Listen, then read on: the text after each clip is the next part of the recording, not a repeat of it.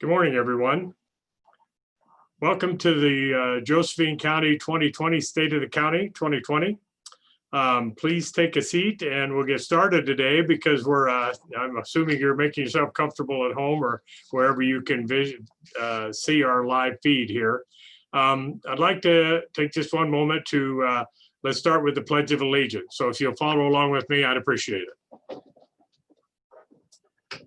I pledge allegiance to the flag of the United States of America and to the republic for which it stands, one nation, under God, indivisible, with liberty and justice for all. Thank you very much. I'd like to welcome you all today to the State of the County address on this June 11th, 2020, especially to the Rogue Valley Association of Realtors. Thanks for joining us today. We appreciate all you've done for our valley just in the normal day-to-day commerce. We're coming to you today live on Zoom and YouTube. This is a little bit different than we've had the last couple of years where we were able to meet in person out at the Floral Building on Josephine County Fairgrounds. To be quite honest with you, I think it was easier to do the one at the fairgrounds than it is to do this, orchestrate this live feed for you. But we're going to get it done just the same and appreciate your patience in this new brand of communication that we're all being kind of forced to use. So we're going to introduce you to the departments in Josephine County first, and each department will take about 5 minutes each and give you the story of their departments and tell you where they've been, where we've been as their how they fit in with the county's functions, and where we are now and where we plan to go in the future. So, we've got this year probably is unique. We've had the COVID virus pandemic coming through and then a lot of unrest in our largest cities. So this, we're looking at we just got done with budget for our 2020 to 2021 budget meetings and hearings and passed the budget, approved it yesterday. So we're looking forward to this year. However, we know there's going to be challenges, but I think we probably got the best crew assembled of all the counties that I visited. We have probably the best crew assembled to handle just about anything that comes along. So sit back and enjoy. We're just going to kind of go through all of them. I'll introduce the first 9 department heads. I'm liaison to those different departments, and here once again, I value every one of them as a department head and director. Gosh, we couldn't do it as county commissioners. We couldn't do anything without our crew, and so I just want to give a real shout out to them. It's a real pleasure for me to introduce the department heads. First off, Wally Hicks will be our first year presenter. He's our county legal counsel. He's been with the county for 5 years. Then he'll be followed up with Sheriff Dave Daniels, also 5 years with Josephine County. Nate Galluran, our community corrections director, 5 years also. He takes care of parole and probation. He'll be fourth in line. Then coming up, the old timer of the crew is Rob Brandis, our public works director. He's been with Josephine County out of public works for 24 years, very knowledgeable. All these people we depend heavily on at times, like for instance, Mr. Brandis, when we're into snow seasons and all of our infrastructure, roadways and whatnot in public works. Next up would be Scott Chansey, our transit manager. He's been with the county for 11 years. Then Larry Graves, our airport director, a lot on his plate. He has one of the only, Josephine County is one of the only counties, in fact, it is the only county in Josephine in the state of Oregon that has 2 airports under Larry's thumb. So Larry's been with us for 9 years. Then next up is Dave Streeter, our forestry director at 4 years.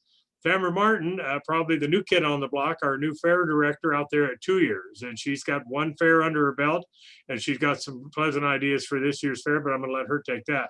And finally, in my departments that I'm liaison to is Lisa Picard, the Veterans Office Director, and she's been with the county for 13 years. So I'll go ahead and just kind of thank you very much for attending this morning. By the way, we will have this on YouTube and live stream too also. And so on Zoom and YouTube. for you can look at it at any time. So I'll turn this over to introduce to you to Wally Hicks, our county legal counsel. Wally, take it away. Well, thank you, Commissioner DeYoung. It's a real honor to be here at the county and to be able to present the nature and achievements of the legal counsel's office, especially in regards to what's occurred in the last year and how we're looking in the year ahead. And so because our time is short, I'm going to jump right into our slideshow and start describing what it is we do and how we do it.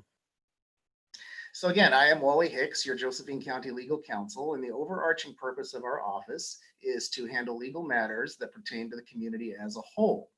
We don't represent individual clients. We do represent the county as a whole, but we do work with individual citizens in certain respects, as well as the county government. So to put a finer point on it, we do three main things here in the legal counsel office.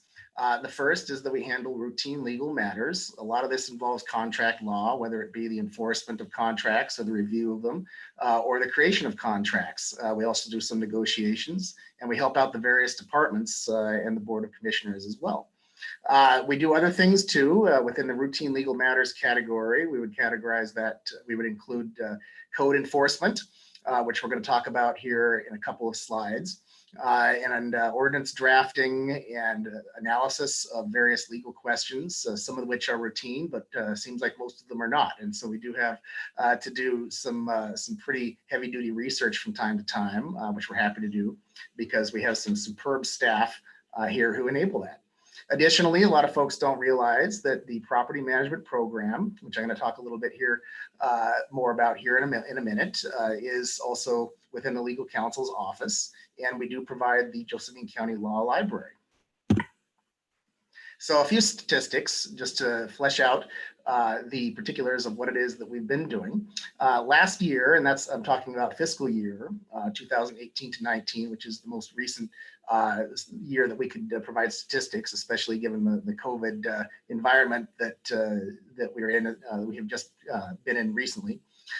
We did open 422 new files on behalf of the county departments.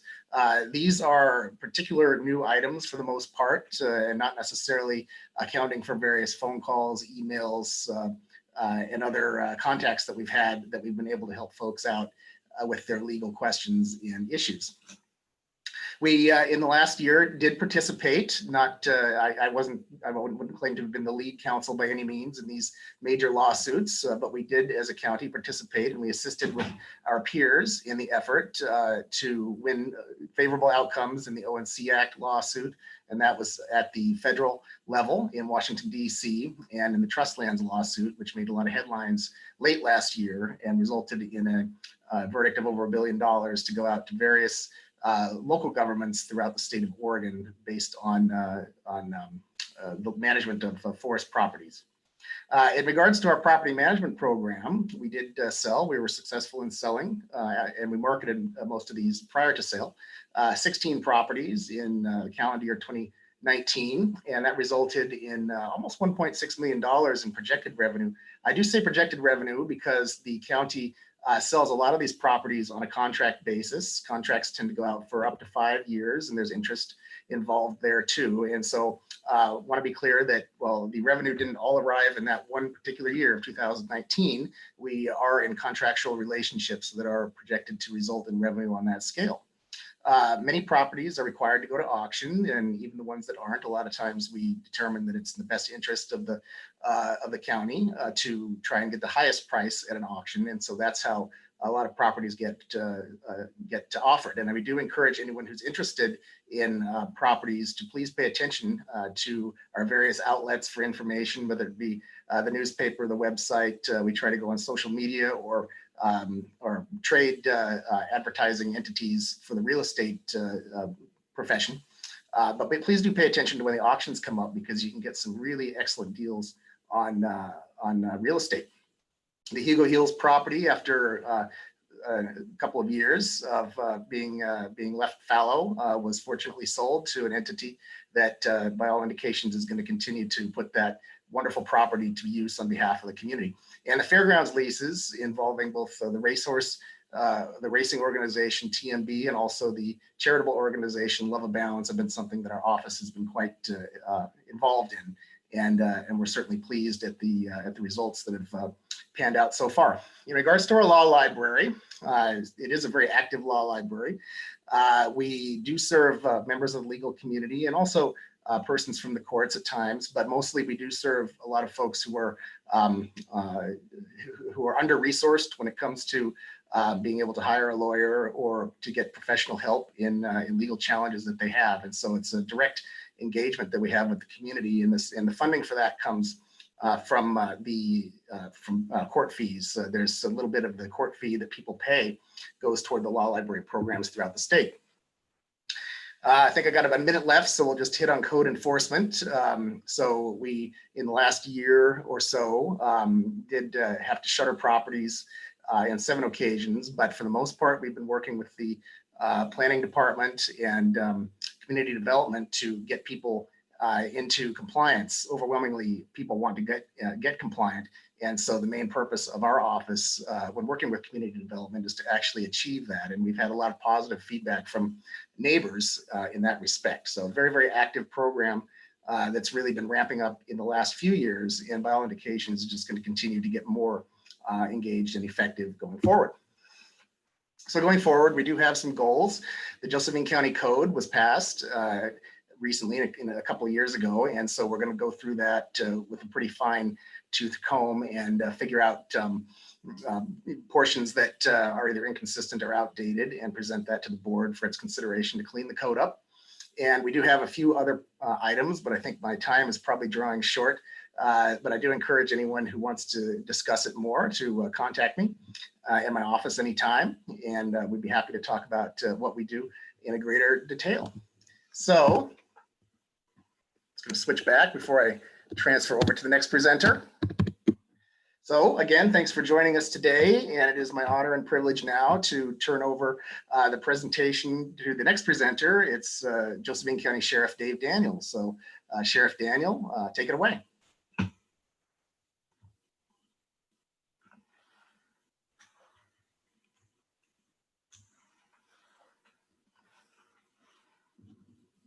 You.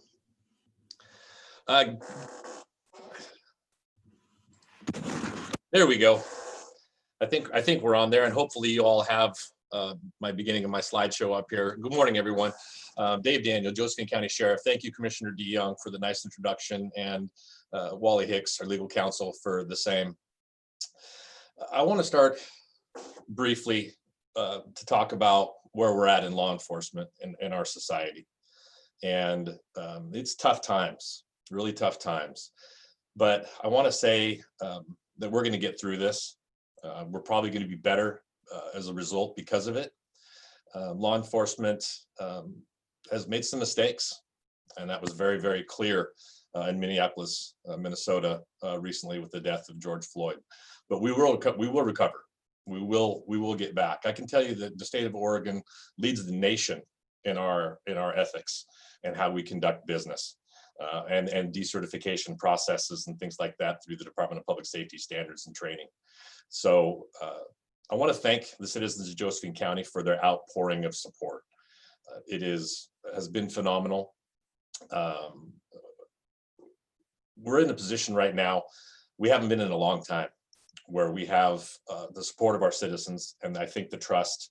We're trying to show the transparency to where we're able to function at a fairly high level and provide what is, I think, some of the most professional public safety service we've been able to provide in a long time. So thank you very much for that support. I want to go over to the slideshow. Divisions of the Sheriff's Office. We have a lot. We have about 107 employees now. When I started in 2015, January of 2015, we had about 58 employees. So we've been hiring and finding really qualified people in all of our divisions. Administration, search and rescue, which has over 100 members just alone itself for volunteers. Civil, our records division, our dispatch division, where we are hiring 4 more for a total of 8 dispatchers, trying to get to that 24 hours of coverage a day. Patrol, Obviously up to 26, I believe right now, or 27 personnel, a lot in training still. But we have the Marine Division that covers our waterways, Legal Marijuana Task Force, which I'll talk about in a little bit, which is really up and running and literally drinking through a fire hose.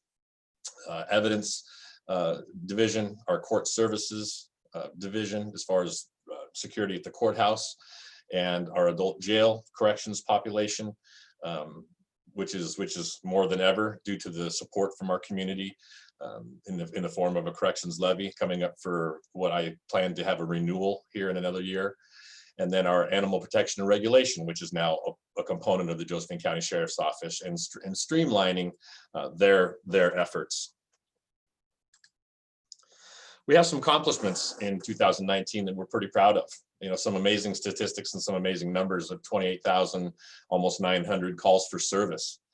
That's a lot for a division of patrol that's, 26 personnel working 20 hours a day right now. 3,629 have been handled by dispatch to their credit. However, 19,300 plus handled by patrol. 2,470 animal related calls for a team of what is right now 3 people was pretty impressive. Looking at the booked in number, and this is where people question, we bring them to jail and we just let them go. Well, we have a jail that holds roughly 200 inmates right now, and we booked in 5,628 in 2019. So if you do the math on that, you can kind of understand where we're at and why some of these individuals at lower level crimes are released back into civilian life. But we issued 1,613 concealed handgun licenses and received 4,718 requests for paper service. That all goes through 2 individuals in our civil division. So they're very busy and certainly deserve some credit.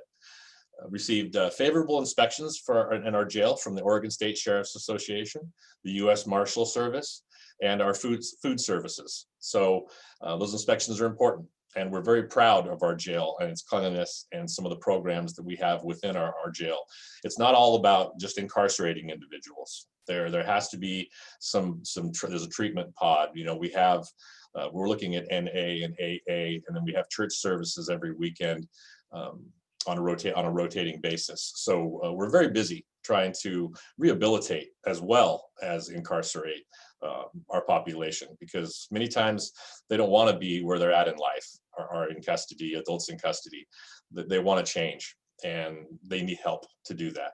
And we're providing those services to create that change. We were awarded again $941,000 from a state grant. We don't receive all that lump sum for our JMET operations, which is Josephine Marijuana Enforcement Team. We have to basically take care of it in advance and then bill the state for that. We have 3 people on that team right now. One, unfortunately, maybe not unfortunately, is over in the Horn of Africa on a humanitarian mission with the National Guard, and he'll be back with us in August, September. So that'll be a nice increase. But I will tell you, going back to the JMET, I said they were drinking through a fire hose, and they are. They are very busy. Please believe me that we are doing everything we can to address the illegal marijuana enforcement. They were just out on a search warrant yesterday. To the tune of 2,400 illegal plants on a property. So that JMET team is also encompassed with a contingent of Oregon State Police detectives. We've had 4 deputies completed the Corrections Academy. We have 3 more scheduled. COVID-19 got in the way and they shut down the academy for a while. So we've also had 5 deputies complete the Basic Police Academy, with 5 more scheduled to go. Some accomplishments also, we'll continue that. Your deputy, Shane Simon, was a Deputy of the Year for the Oregon State Sheriff's Association. So out of all the deputies in all the offices in the state of Oregon, we have one right here in Josephine County that was honored to be recognized as Deputy of the Year in the Oregon State Sheriff's Association. Deputy Catherine Williamson was also given the Life Saving Award. And That was from a life she saved, actually brought back to life, to be quite frank, of an individual adult in custody that attempted suicide in our jail. So kudos and congratulations to her for that.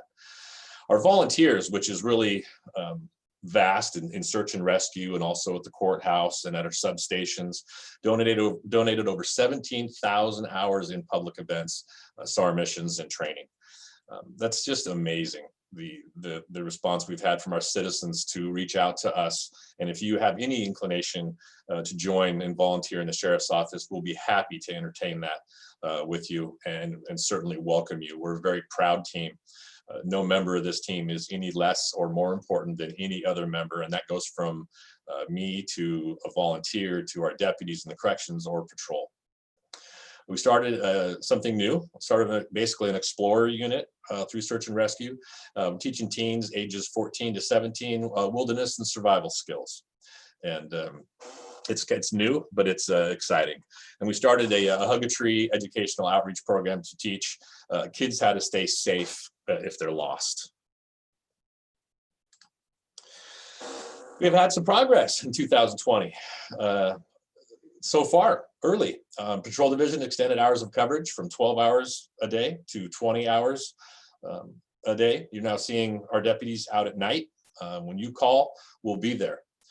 We added 4 additional dispatch positions. We're still in the process of that to increase hours, maybe even more. And we did the animal care office or animal care division has streamlined process to reduce expense and be much more efficient. We have a new manager running that division, and he is doing exceptional in that process. So we're taking care of these animal issues. We hosted recently a community meeting with neighborhood watch group coordinators throughout the county. There was over 30 different leaders from different groups, and that's so important. Our neighborhood watch, you know, they're the eyes and the ears. The deputies out there are going to do the heavy lifting. But if you wish to start or get involved in a neighborhood watch program, please reach out to us, and we will be happy to assist you with getting that going. Something kind of exciting. You see that cute little puppy dog up there. For about a year, I've been chewing on a concept. There's only one other basically therapy dog program in the state of Oregon, up in Sherwood. And I decided, with funds that had already been donated through Josephine County Friends of the Canine, there was a pile of money there just kind of sitting from people that donated it. And we purchased Blue. And Blue is now 11 weeks old. He is a yellow lab, and he is now our new comfort / therapy dog. And the purpose of Blue is to get out in the community, go to the schools, let kids do a reading program to him, go to critical incidents like we had yesterday when a 6-year-old boy went missing for 4, 5, 6 hours, actually, yesterday morning. Blue was there, and Blue was comforting the parents up until the time that we found this young man, and then the young man met Blue as well. So with that, I think my time is about up. Well, we got some expectations. Let me go one more slide here. I want to get a detectives division up and running. We have great people, and our citizenry and our budget committee has just authorized us to start a detectives division, a major crimes division, which is so exciting. And we'll have 2 positions probably up and running by, I'm hopeful, by the end of the year. Is really the goal. It's going to take about 11 months because I have to backfill the patrol positions so I don't impact those services.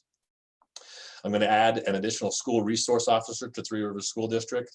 That school resource officer, we have 1 right now, Deputy Kneisny, and I want to get 2 in there. There's too many schools and there's too much work to be done.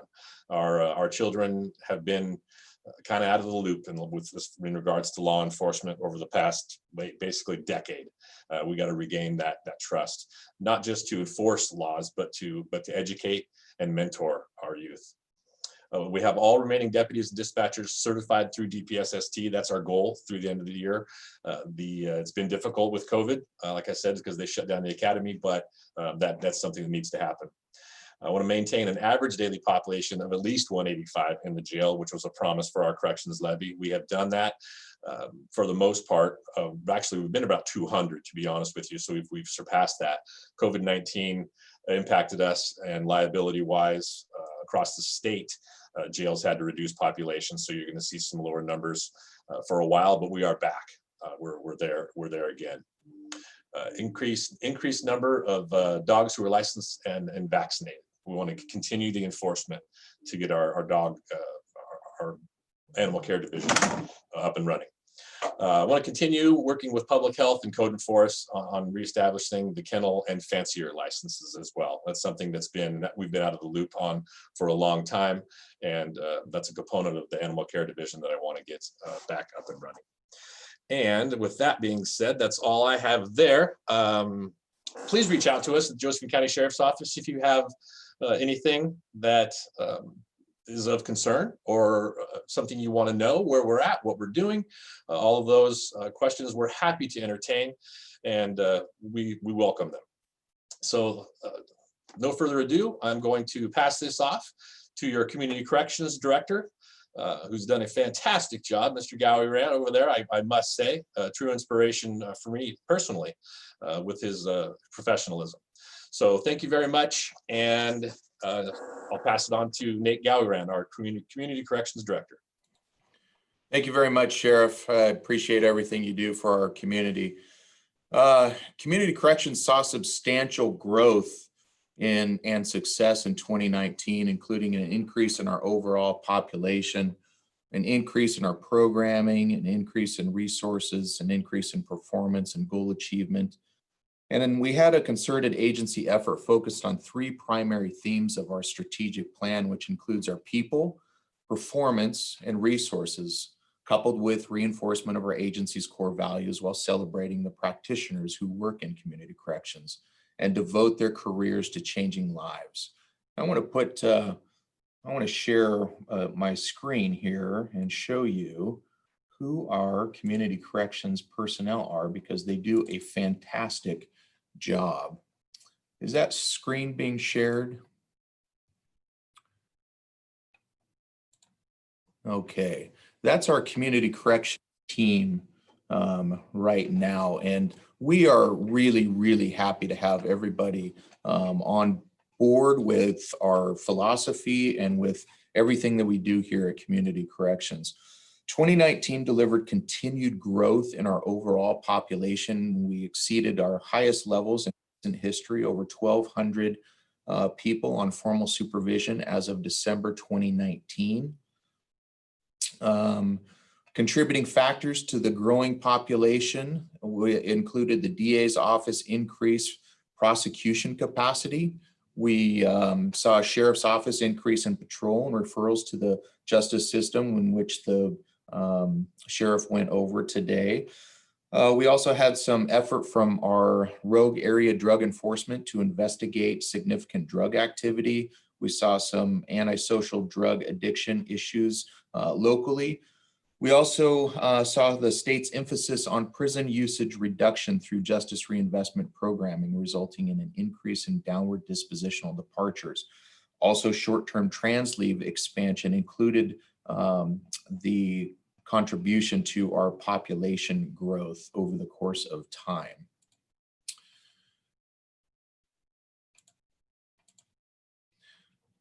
I put up on our screen how our breakdown is for our department. We have adult parole and probation services. We also have custody alternative programs, and we also have our treatment division, which encompasses outpatient treatment as well as secure treatment in the jail, which the sheriff is very proactive on his approach to bringing therapy and a clinical approach to those addicts that are housed in his jail. So we're happy to provide those services.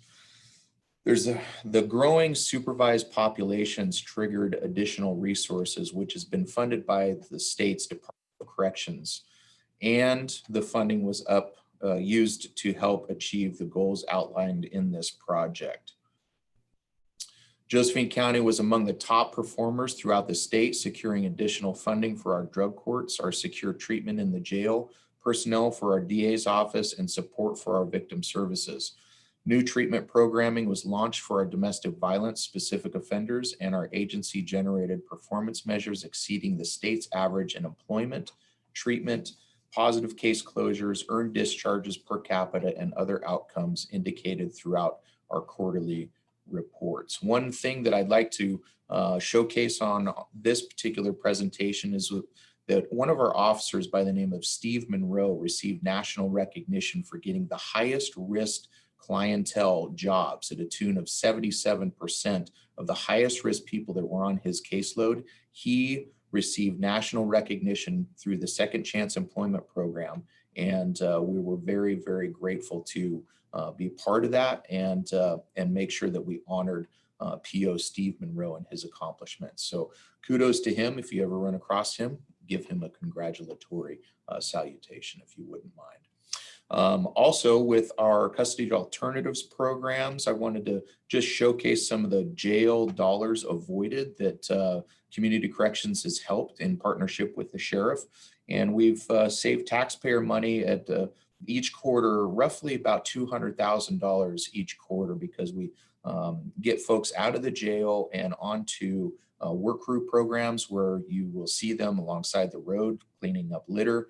Also, contributing back through community service contracts. And some folks are using home detention options so they can continue to work and be productive members of society while they are serving a level of sanctioning term that we've imposed upon them.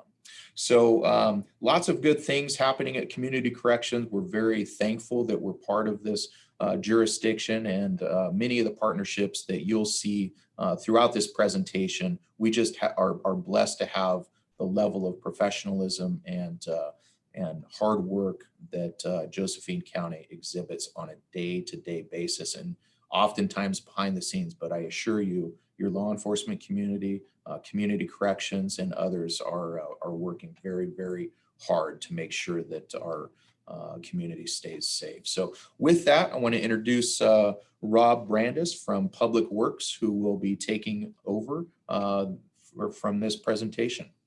Thank you very much, citizens of Josephine County. Rob? Good morning, Rob Brandis here. Thank you, Nate. For our portion of the presentation, I would need to do a little bit of history in that in 2017, the state of Oregon passed a transportation system bill that really increased the funding to cities and counties that have been experiencing a bit of a maintenance backlog. This was due to the fact that gas tax had not changed substantially in a number of years. So the focus for us the last couple of years has been largely on just a maintaining mode, but more recently, you're able to see in the operations divisions, we've added back about 8 positions. These effectively mean 2 more crews throughout the course of the year. And really the big maintenance areas for us to recapture have been our ditching program, our vegetation removal, and our chip seal, which is our kind of our keystone program. To give you a sense of the revenues we've been looking at, the largest green bar at the bottom, that is the state highway fund that I referenced. And you can see it was around $6 million annually up until 16-17. Now, as we're seeing the results of that omnibus bill, our revenues have been trickling up. What I would point out is this does not include the impacts of COVID. Obviously, folks are not driving like they once were. Our early estimates are we're going to be down about $800,000 between the finishing fiscal year and the new one coming up. So as you can see from that bar, that will mean about 10% of our annual revenue. So we still are better than we would have been without the transportation bill, but that does limit some of the additional enhancement projects we'll be doing down the road, which I'll get into a bit more. This gives you a good sense of, this gives you, oh man, what is going on? Share screen. I'm told I'm not sharing my screen.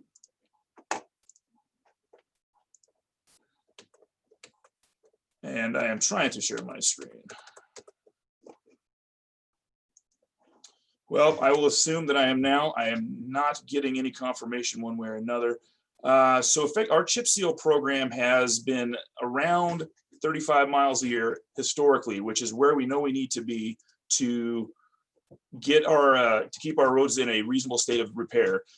During that downturn, we were back to about 15 miles a year, which keeps us well below our annual metrics, as we like to say. Trying once again to share screen.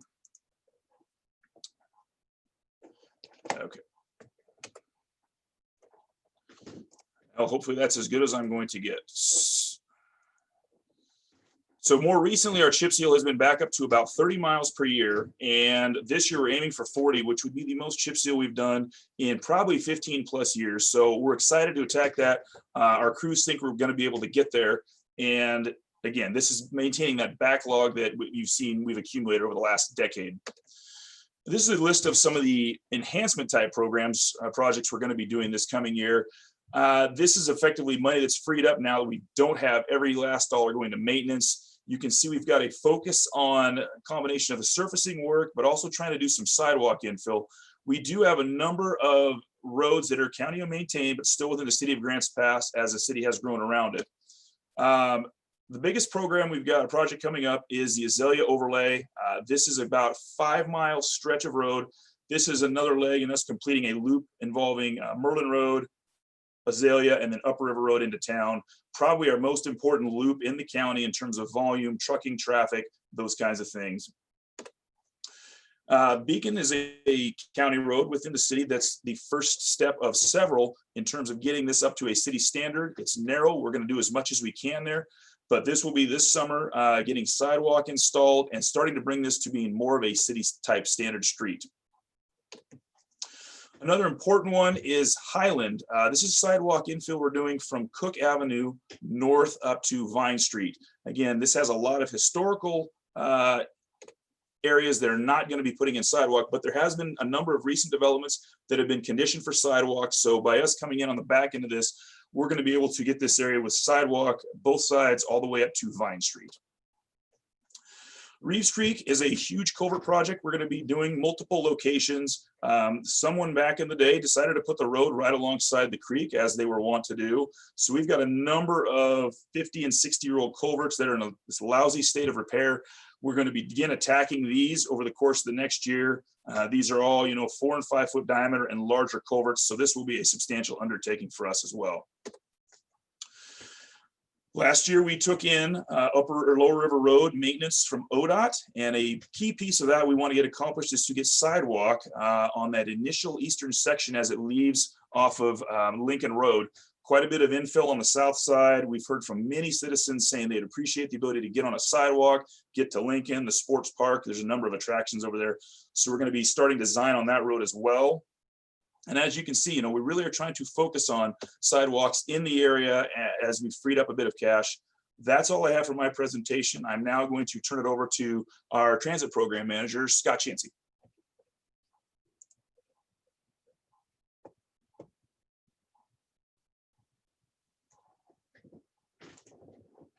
Dang it.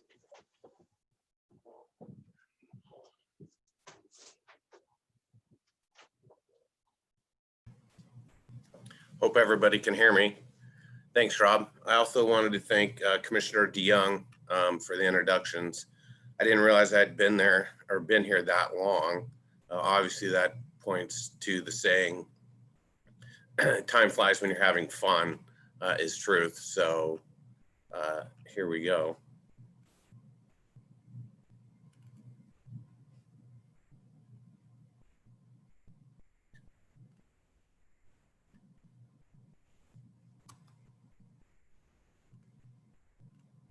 Apparently I can't.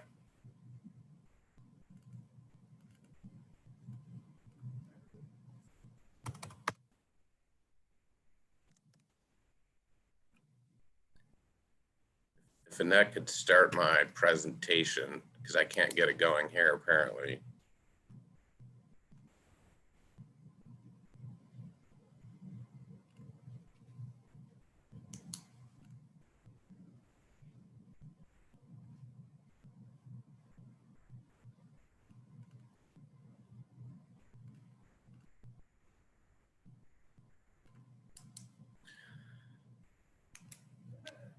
Well, apparently I'll just go anyway. So one of the things that we've been dealing with lately is the COVID-19.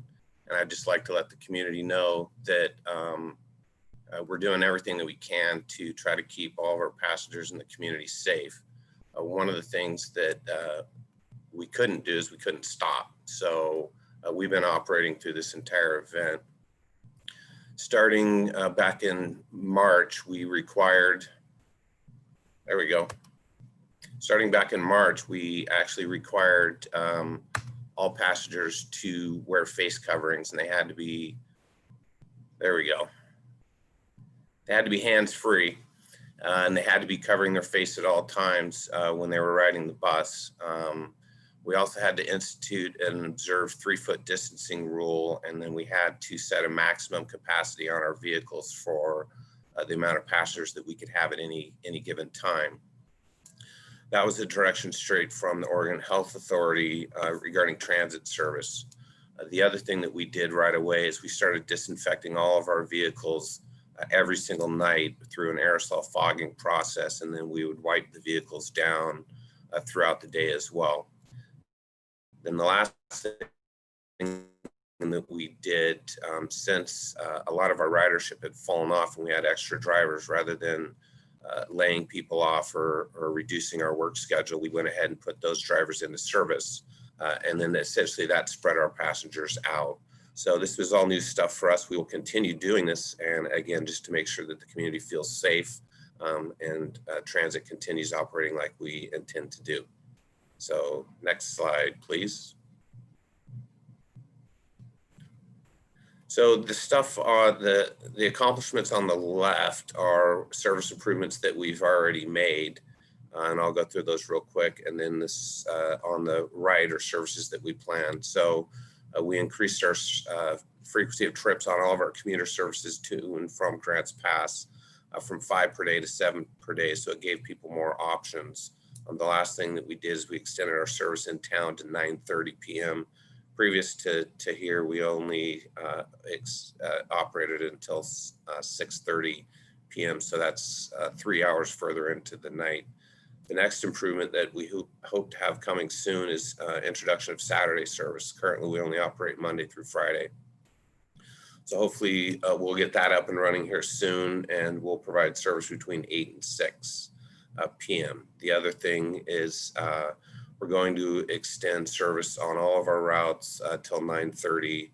We're going to be using a different model than just running buses on their regular routes. It's going to be an on-demand system, so pretty excited about that. And then we'll finally extend service within town to every 30 minutes on all of our routes. We already have all but 2 routes that operate every 30 minutes, which means the longest you have to wait at any given stop for the next bus to come by is 30 minutes. So next slide, please. Some of the other things that we've done that most people might not or have heard about, but we have free Wi-Fi on all of our vehicles, and that's free to our passengers. And we also implemented an online app so somebody can get on with a smart device and see when the real-time arrival of the next bus is going to be at any given stop, as well as plan a route. And then we're also adding benches and other passenger amenities to all of our stops. Some of the additional enhancements that are be coming in the next 3 to 4 months is we'll move to an electronic fare payment system, which is an electronic smart card. So no more paper passes, those kind of things. People will be able to just get on the bus, touch their card to a reader, and it will automatically reduce their card by that, however much that trip costs. As I mentioned before, we're going to move to a mobility on demand, which is basically for our late evening service. So when you need a ride is when you request the ride, and we won't send a vehicle until that ride has been requested. It's a more efficient way to provide service. So we're only providing a driver and a vehicle out there when somebody actually wants a trip, and we're not just going to be running empty. And then the last thing is passenger counters. So we're really looking at implementing newer technologies for better data collection and passenger information as well. So next slide, please. And this is also what we've been mainly focused on is vehicle replacements. Our vehicles have a useful life of a certain amount of time, and we have to get them replaced before then. In the last year, we've replaced 2 smaller cutaway vehicles with 2 electric buses. Those weren't brand new. They were actually 2004s that were rebuilt. They seat 29. Currently, we can't keep 29 passengers on there because we have this maximum capacity, which is 19. So we're working through that. We have 2 more diesels coming. I have 5 demand response, which are smaller vans, and we've secured funds for 3 larger heavy duty vehicles, which is the style of vehicle that we need to go to because of passenger loads and for maintenance reasons. Hopefully those will be delivered in 2021. So that was it for my presentation. I want to thank everyone. And next up is the airport's director, Larry Graves.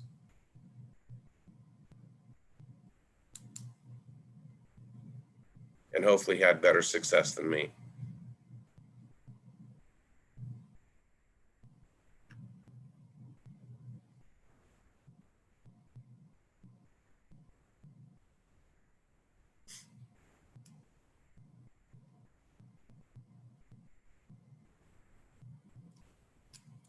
If Larry's MIA, I can just go ahead and talk more about transit if everyone's interested. I think we can try to move on to Dave Streeter until we can fix these technical difficulties. Just a moment.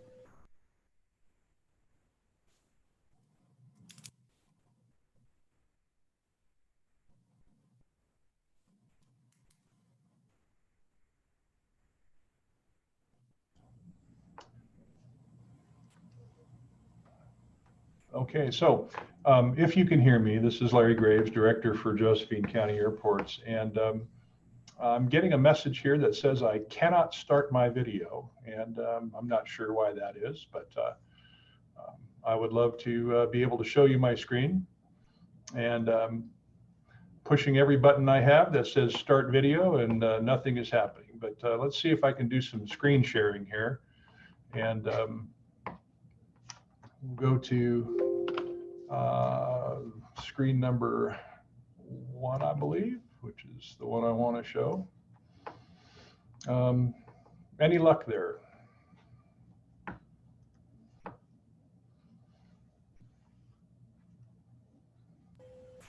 Yes. Okay, thank you very much. I appreciate that. So it is my honor to be the director for Josephine County Airports these past 9 years. Actually, my joy. I can't imagine a more interesting and more fun job. But I wanted to let the citizens of Josephine County know that we have 2 airports here in Grants Pass, the Illinois Valley Airport and the Grants Pass Airport up in Merlin. And we are a service-oriented public agency. We offer service to the public, air ambulance services, wildfire fighting. We set up helicopter attack bases during wildfire season. We're a business aircraft hub, and we offer flight instruction and also a home for recreational pilots in the Illinois Valley and in the Grants Pass area. We're a money magnet. We attract grant money from the Federal Aviation Administration, from the Oregon Department of Aviation for capital projects and improvements to the airport's infrastructure.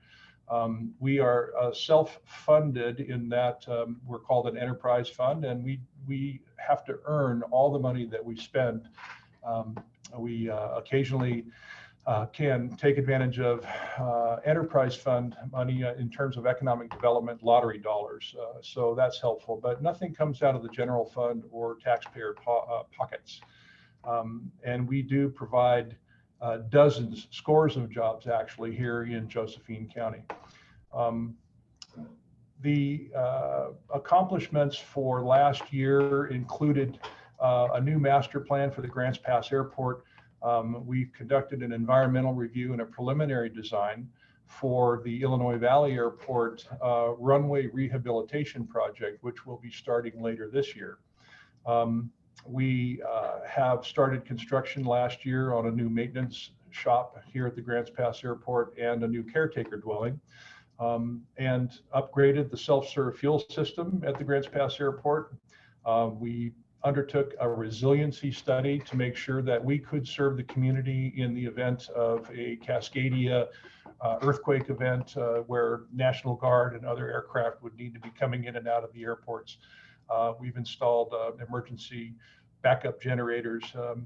We have conducted safely more than 38,000 takeoffs and landings in the year of 2019. This year, we're going to be doing a major rehabilitation of the runway surface at the Illinois Valley Airport. We're going to be replacing the entire upper asphalt surface of that, and that is the largest grant program that we have ever had in Josephine County. It's more than $3 million of capital funding that we will be receiving from the federal government this year to accomplish that job out at the Illinois Valley Airport. We're also working on installing a new fire suppression water pond out at the Illinois Valley Airport to allow further development. We are negotiating with the FAA for a very much needed runway extension here at the Grants Pass Airport. The population of aircraft here at Grants Pass has migrated toward the larger side. We have a lot of twin engine aircraft and now several jet aircraft that are based here at the airport, and they need a longer runway to operate safely. So we're working with the FAA and with our engineering consultants to create the justification, the database that we need to get that grant funding from the FAA to increase the runway length. We know that we're nearly assured of getting a 400-foot extension out here, which would increase our 400-foot runway to a total of 4,400 feet. We are lobbying heavily the FAA in order to obtain a 1,500-foot extension so that we would have an ultimate runway length of 5,500 feet, just over a mile. We have a new instrument approach that's been published here at the Grants Pass Airport, which has greatly increased the utility of the airport itself, because during periods of bad weather, which are virtually from November through March, we are now able to get down to a lower altitude above the runway and make safe landings here in this very mountainous environment. We have completed the new maintenance shop. We have completed a new caretaker dwelling here at the Grants Pass Airport, so that we'll have 24/7 security and a presence here on the field. We will be working later this year on the installation of a new Jet A storage tank for jet fuel. We're selling, the majority of the fuel we're selling out here now is for turbine engines and for the larger aircraft. So that's what we've been up to last year, this year. And it's my pleasure now to, after having given you that brief summary of the Airports Department activities, to introduce Dave Streeter, our Director of Forestry. So Dave, take it away.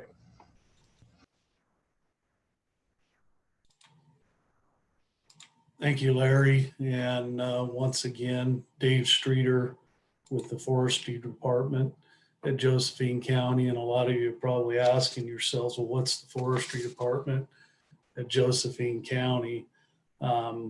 We manage, besides being the ultimate social distancing department where we get to go out in the woods and hide behind trees, we manage about 28,000 acres of timberland that the county's received through tax foreclosure.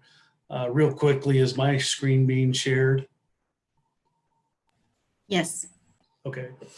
And in the process of managing those lands, there's an ordinance that the county has that it dictates that we manage those timberlands for timber production on a sustained basis over time.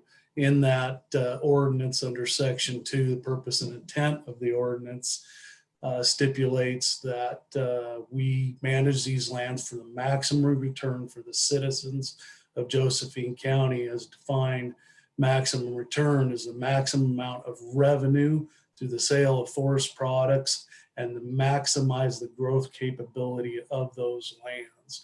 There's a lot of other purposes and uses that happen on these lands through dispersed recreation and other activities, but the primary use of these lands is for timber production and revenue generation.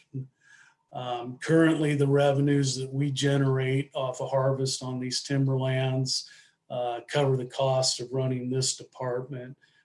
The excess revenues that we generate also support the juvenile shelter, the veterans program, and the CASA programs. Our fiscal year accomplishments for 2019-20, We completed all of the salvage operations that we could get out on the Taylor fire that occurred in 2018. That kind of threw a monkey wrench into our whole plans. We had sold a fair amount of wood in the spring of 2018, and then on top of that had the fire that occurred.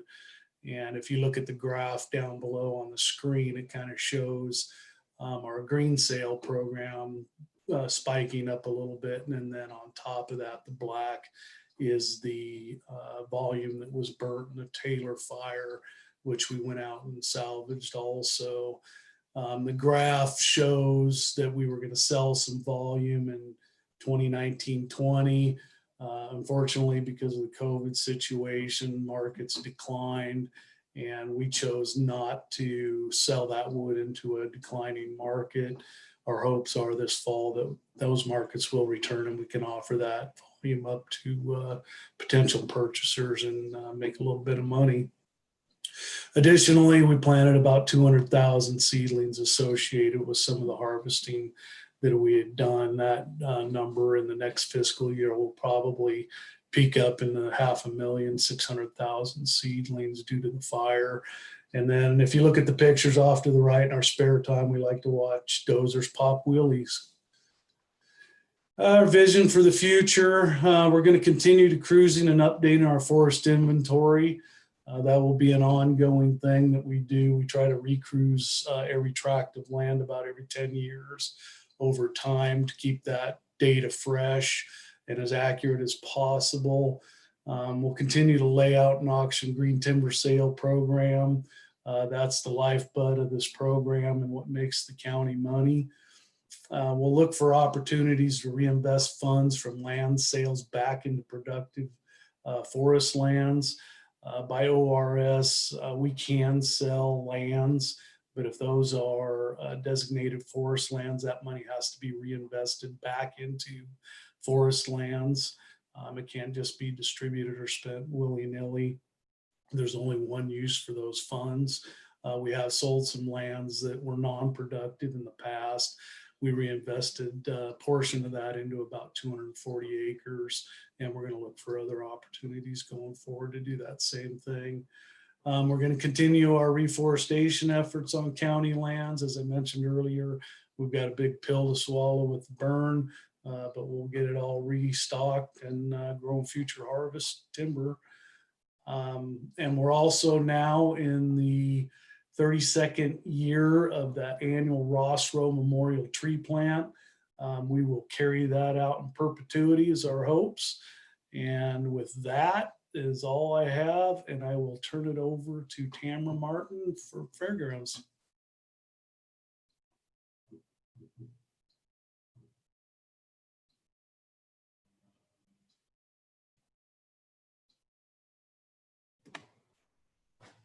Hello, everyone. Good afternoon. Thank you, Dave. I am pleased to be here. My name is Tamara Martin. I am the Fairgrounds Director. And as mentioned before, I'm probably one of the newbies for everybody here. I'm going to go ahead and see if I can share my screen real quick and give everybody an opportunity to see what I'm seeing. All right. Well, there we go. Out of the Josephine County Fairgrounds, we are definitely in a state where things are still moving forward. We are a self-funded department within the county, which means our revenues arrive from our interactions with the public and serving the community. We do a variety of private and commercial parties and events. We host community activities and events, as well as just agricultural and livestock options for our community. We do a lot for the youth in that area, year-round horse boarding, and really try to provide a platform and a place for everyone to kind of come together. In addition, we're also supported by grants and community donations, which we just are so very grateful for. It's a very interesting question to think about. Take a moment to stop and go, what have we done this year and where are we headed? So this is definitely a fun project. And we are still top priority out here at the fairgrounds is our future capital and improvements. And this last year, we are still focused on our indoor covered arena. So we did get our new roof on. This is our new siding that has gone up. It's actually in the process right now of being stained. And, you know, as Dave mentioned with the fire, this actually wood was harvested from the Taylor Creek fire and milled by Ron Fields out in the Murphy area. And we're just super grateful for that community support because it brings a piece of our county and our community and brings it back into the fairgrounds. So we're very grateful for that. We have extended the riding arena as well. When next time you come into the arena, hopefully this summer, you'll see that the arena floor actually looks quite a bit bigger with those additions. In additions, we're also just really focusing on some of the minor things that you wouldn't think about. All of the bathrooms have been repainted, floors redone, new sinks refurnished to clean it up. In addition, we've also finished up our commercial kitchen in the pavilion. And now this is a great commercial kitchen. It's going to be here for the community, not only to use for events and, you know, things of that nature, but it's here for the community in case of an emergency. And as of right now, we have several entrepreneurs that are renting out this space to help support their businesses as well.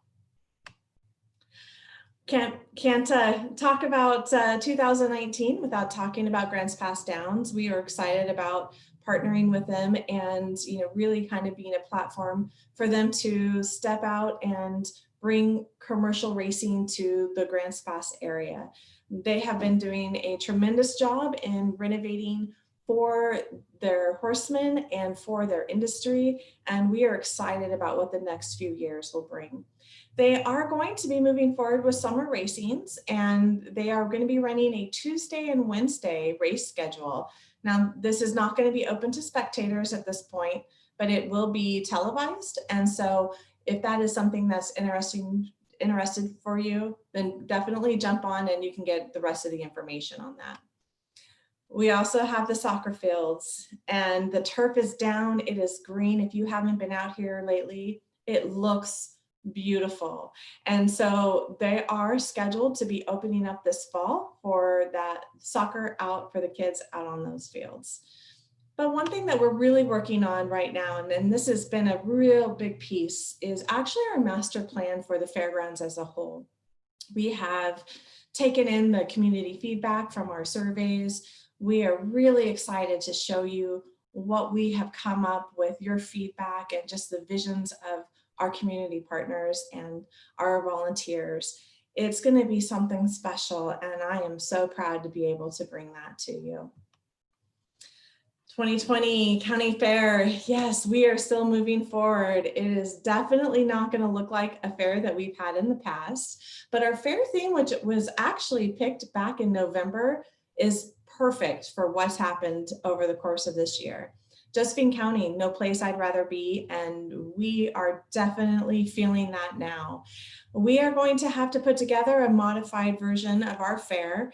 We have new ideas, you know, and we're going to have some live on the grounds activities. We'll have virtual.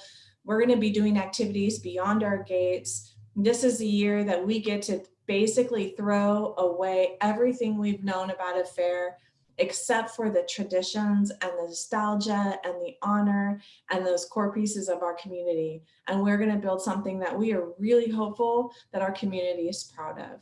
So fair entries, every department's doing something different. Livestock and auctions, we're going to be moving those forward this summer for our youth. There's going to be business opportunities to support our local entrepreneurs who have been hit so hard during this time. And currently right now, we actually have food trucks out here on our fairgrounds. We have some really great local food vendors that are out here for just a regular lunch. And Fair Week, we will also be hopefully adding in a few more of those traditional fair food vendors as well. So we are moving forward. We're still out here working for everybody. We just want everyone to really know that things are still good out here at the fairgrounds, and, you know, just know that we're still moving forward. So thank everybody for all of your support. I appreciate it very much, and just know that we couldn't do it without you. So that's where we are today.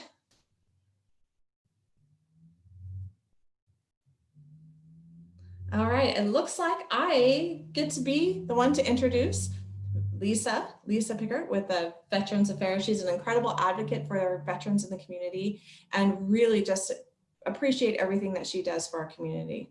So Lisa, you're up.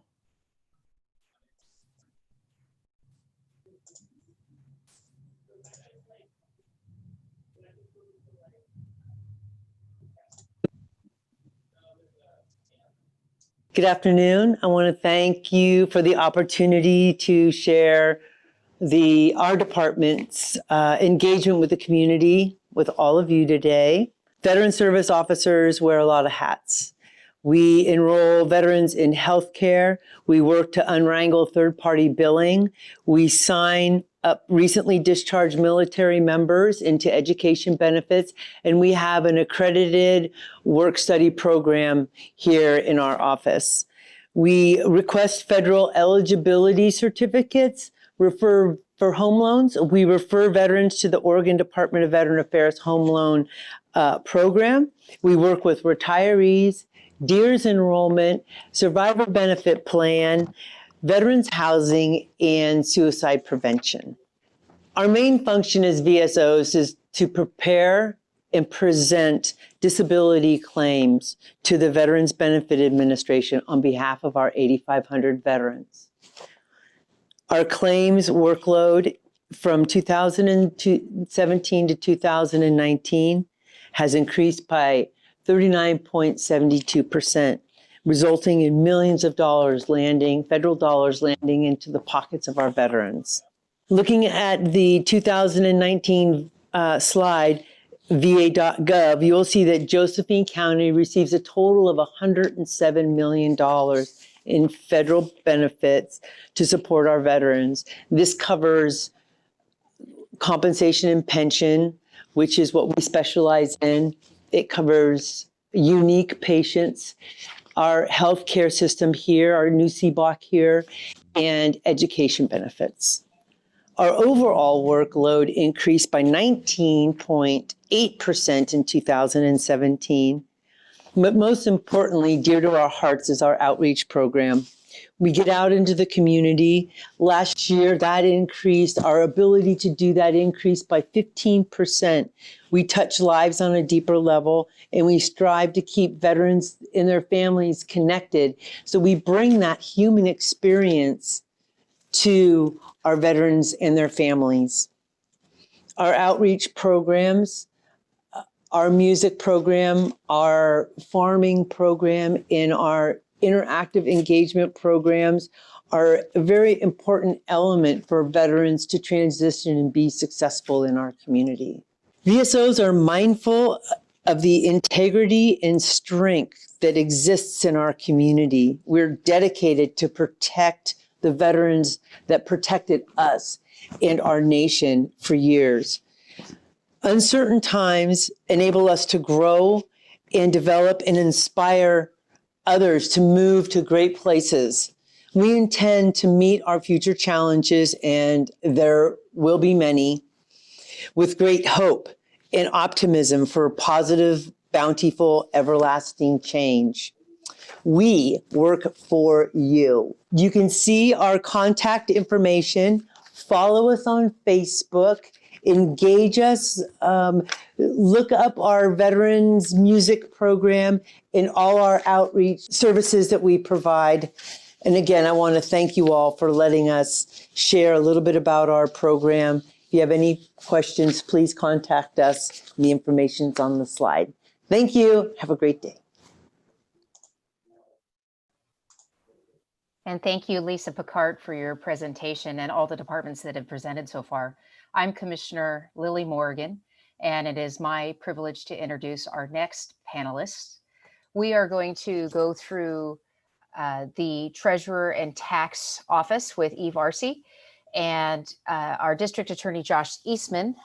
Following that will be our Juvenile Justice Director with Jim Goodwin, our Public Health Director, Mike Weber, and our Emergency Services Manager, Sarah Rubricht. First, I'd also like to speak on our Josephine County Clerk and Recorder, Rhiannon Hankels. She is having to cover her office today and was not able to join us, but She is responsible for all elections in Josephine County. They do passports, birth certificates, death certificates, the recording of any official documents, and the documents for the courts and the county. It's quite a handful, and she's doing it with just 2 people this week. And so we want to thank Rhiannon for all her work in her elected capacity as our Josephine County Clerk. And next is our Eve Arcee is our elected treasurer and appointed tax collector. And she does the books like nobody else. We're very grateful for her work and professionalism. So I am going to turn it over to Eve, and thank you all for joining us today.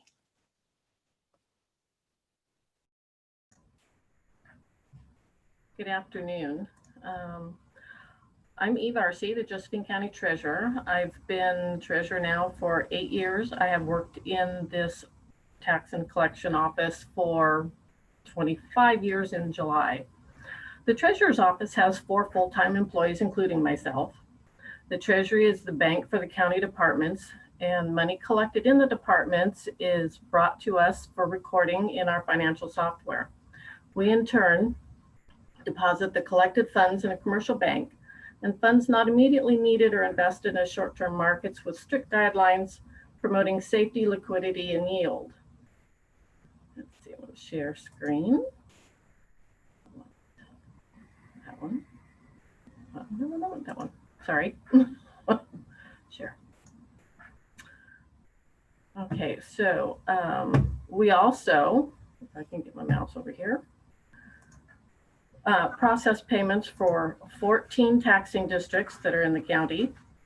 We have our education districts and our fire districts. We have several. We also have our special districts were the water districts, the library, 2 cities, and of course, Josephine County. We also collect money for us. The assessment department certified $81,650,168.47 for collection on October 3rd, 2019. As of May 31st, 2020, we've collected 94.67% of the current year taxes. We've distributed $79,357,221.37. Pennies are very important to us, to the districts we collect for.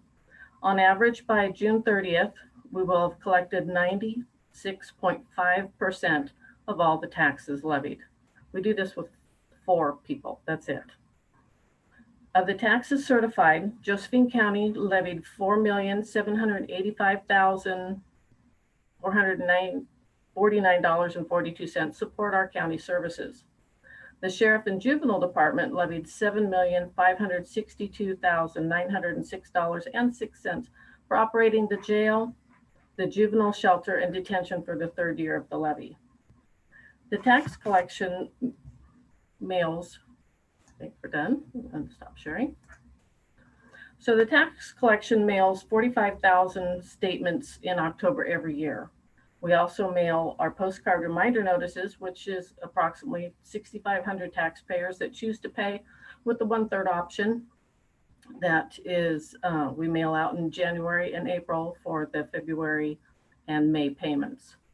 These notices aren't required by statute, and by taking advantage of processing with an online system, we can keep the costs down and provide a valuable service to our taxpayers. Our goal is to always have the best customer service that we can provide. And we keep doing this, hopefully getting better and better each year. So with that, thank you for listening. And I'd like to introduce Josh Eastman, our district attorney.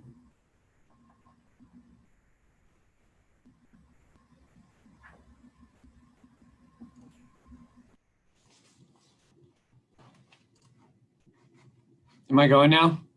Yes. Okay. So let me share screen and do this one.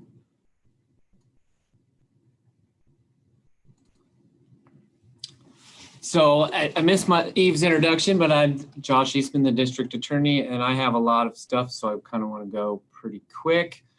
So this is what we do. This is a quote that's on the wall that predates me here, and I think it's framed and been here for about at least 20 years. Essentially, that sums up what we do nicely, I think. In practice, what that means is we're it for all crimes in Josephine County. There is no municipal court, etc. And sorry, let me go back.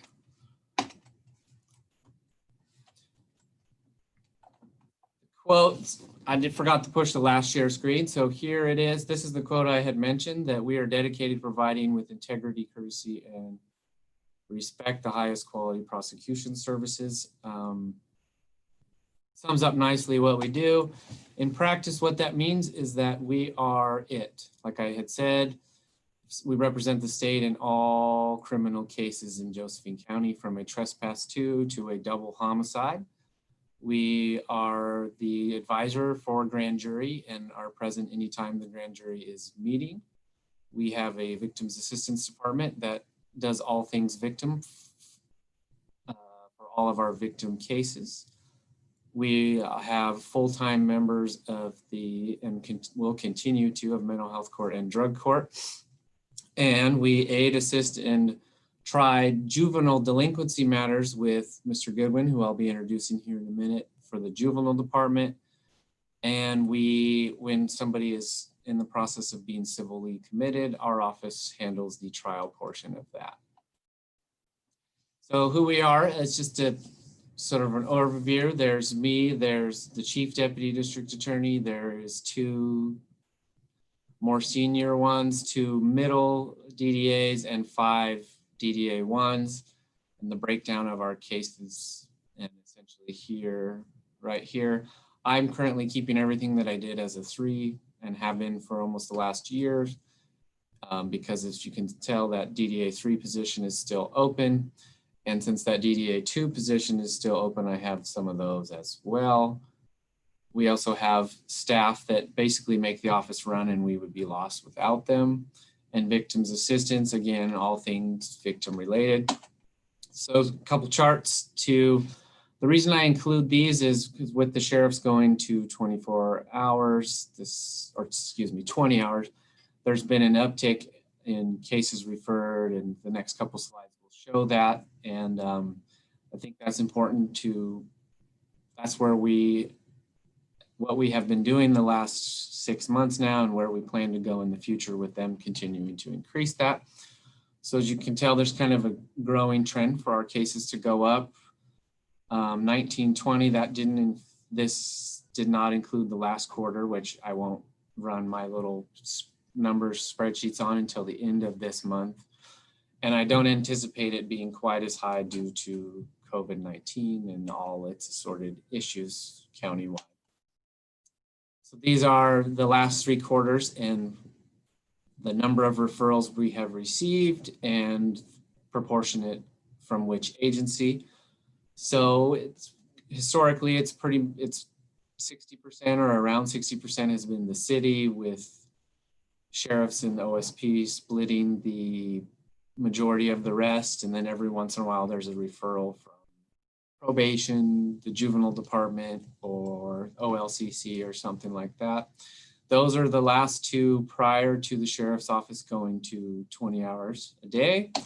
And almost immediately, if you can tell, this is for the first quarter of 2020, the overall number didn't really change, but the sheriff's number or proportion of referrals went up drastically. I have another chart that shows it a little better. I'm going to go faster because I'm watching my time. Issued quarterly, our charges they were going up, and then with the staffing shortages I mentioned, they're sort of hovering at around that 1,200. Grand jury, this is a reflection of the sheriff's office working night. Despite it being our slowest quarter, historically, we were up to almost the highest level ever in the slowest quarter, and that's a reflection of deputies doubling their time out there. This is the one I mentioned. If you can tell, in a single quarter, the referrals from the sheriff's office were 50% higher than they had been ever, at least going back to the numbers I had to 2002 and 3 that fiscal year. So huge increase. I had anticipated that to continue to go up, but with the COVID-19, I'll have to wait until we have a normal quarter to see whether it's in fact a trend or just an anomaly. So I'll breeze through these ones. This is our active cases and numbers based on what we have as of April 1, what our goal is, and then a number if I were to do what is historical and only take serious cases as opposed to an entire caseload. Those are the numbers each of my attorneys would have. They're weighted, of course, because the more serious have less, but that's just an easy way to kind of get a picture of how busy we are. And the last thing I wanted to share is, it was in the news a little bit, but it's sort of been drowned out, but the Supreme Court had, this is where we're going, and I don't know how much this will impact us yet, but Ramos v. Louisiana basically got rid, or verdicts have to be unanimous, and so the retroactivity of that was unclear. Statewide, the DOJ represents us on appeal. Originally, there was only going to be 4 that I knew of. Last week, the state conceded on appeal to non-preserved. And so I don't know how many are going to come back, and I don't know how many are going to come back or be challenged on post-conviction. And what that means is that any of our more serious cases that were still on appeal that were non-unanimous may come back for retrial, depending on victims' availability, wants to go forward, go through it all again, etc. Essentially, what it means for us is a lot of uncertainty. And goals going forward, I want to maintain full staffing. I'd like to. I think it's the nature of, it's not just our office, it's DA's offices statewide. We're having difficulties, but I'd like to be able to meet the sheriff's demand while keeping a historically average caseload and keep doing and providing the best prosecution services we can with what we have. So I went over, apologies for that. I get to introduce Mr. Goodwin from the Juvenile Department, who doesn't really need an introduction. He is one of the closest community partners I work with. And Mr. Goodwin.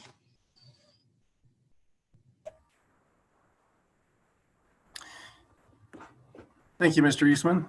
Hopefully I'm being seen and heard at this point.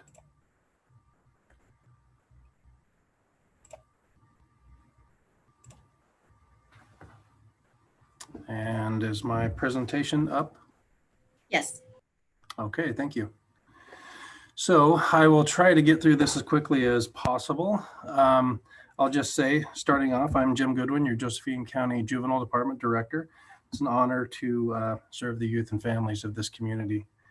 And I'll start by saying your juvenile department in Josephine County is quite unique. We have several arms that in many other counties around the state are administered either through other departments or other agencies altogether. So let's just get going with the services that we see here in Josephine County. And everybody can see that, I hope. So your programs here that we administer through juvenile justice: court and field services, standard probation supervision in the community, secured detention, kind of goes without saying, that's a locked facility for youth offenders, residential treatment program. We have a children's advocacy center as one of our arms, Josephine County prevention and court mediation.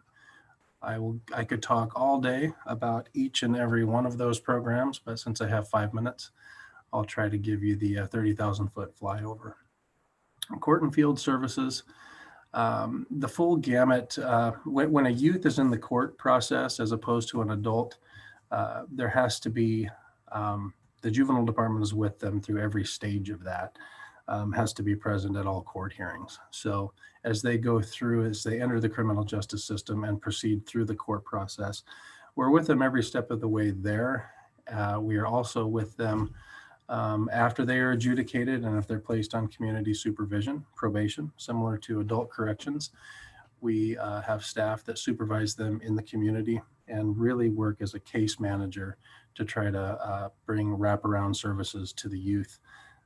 As opposed to the adult system, when a youth is on probation, you deal with maybe one parent, two parents, two-parent, single-parent households, educators, vice principals, counselors, therapists, that kind of thing. And so it's very different. It's a very different situation than when an adult is on probation supervision. They are pretty much the only one interacted with.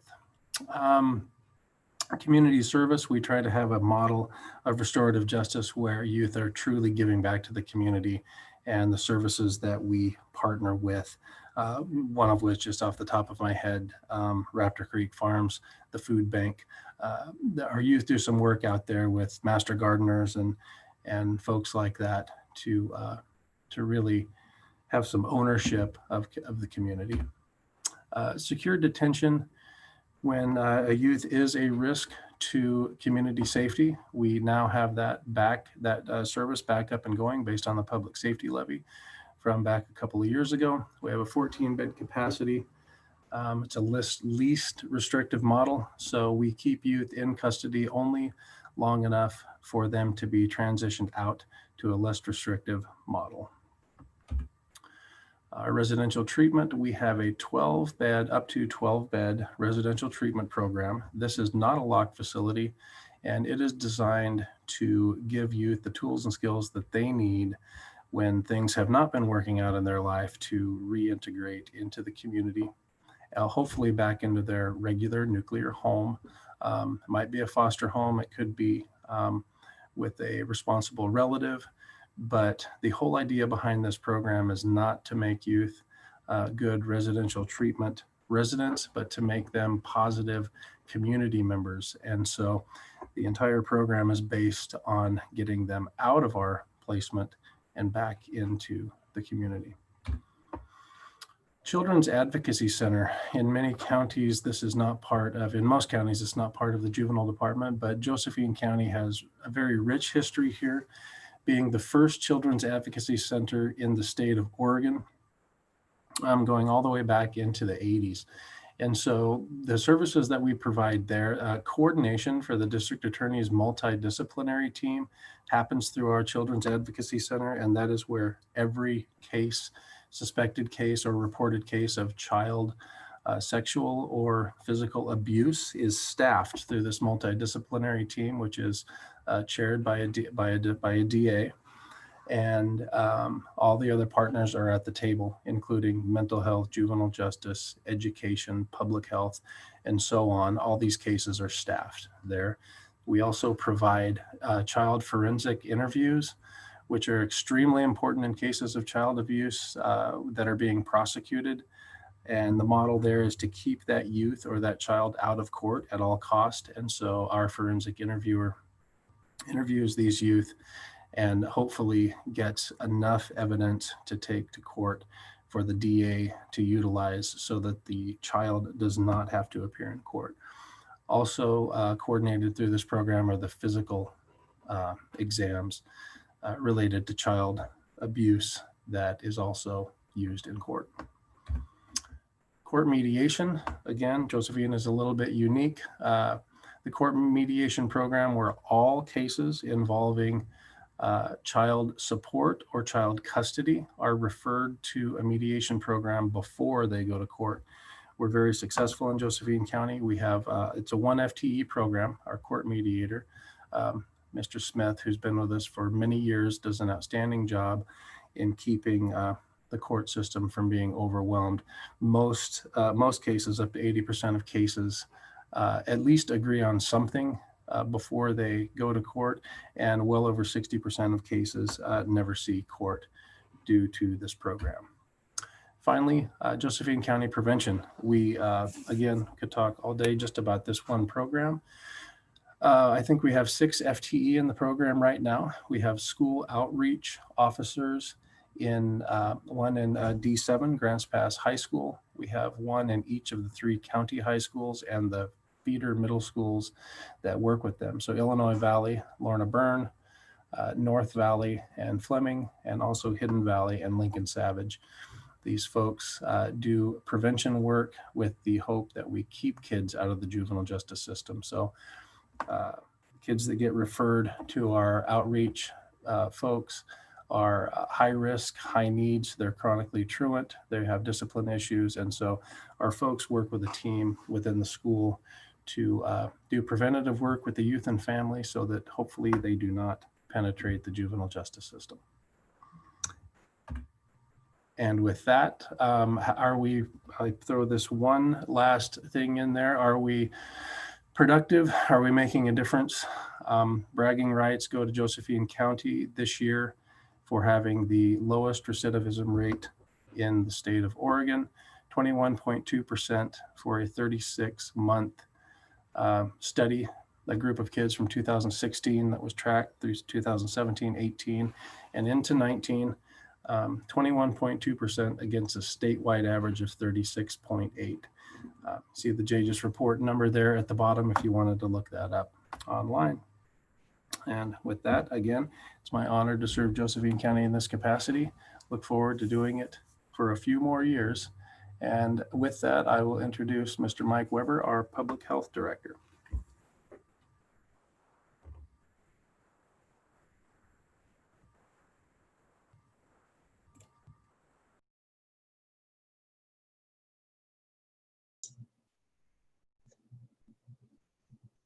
Hello, everyone. Thank you very much, Jim. Again, I'm Mike Weber. I'm the Public Health Director for Josephine County, and I'll be talking a little bit about what public health and the animal shelter has accomplished over the last year. Let me go ahead and get my screen shared.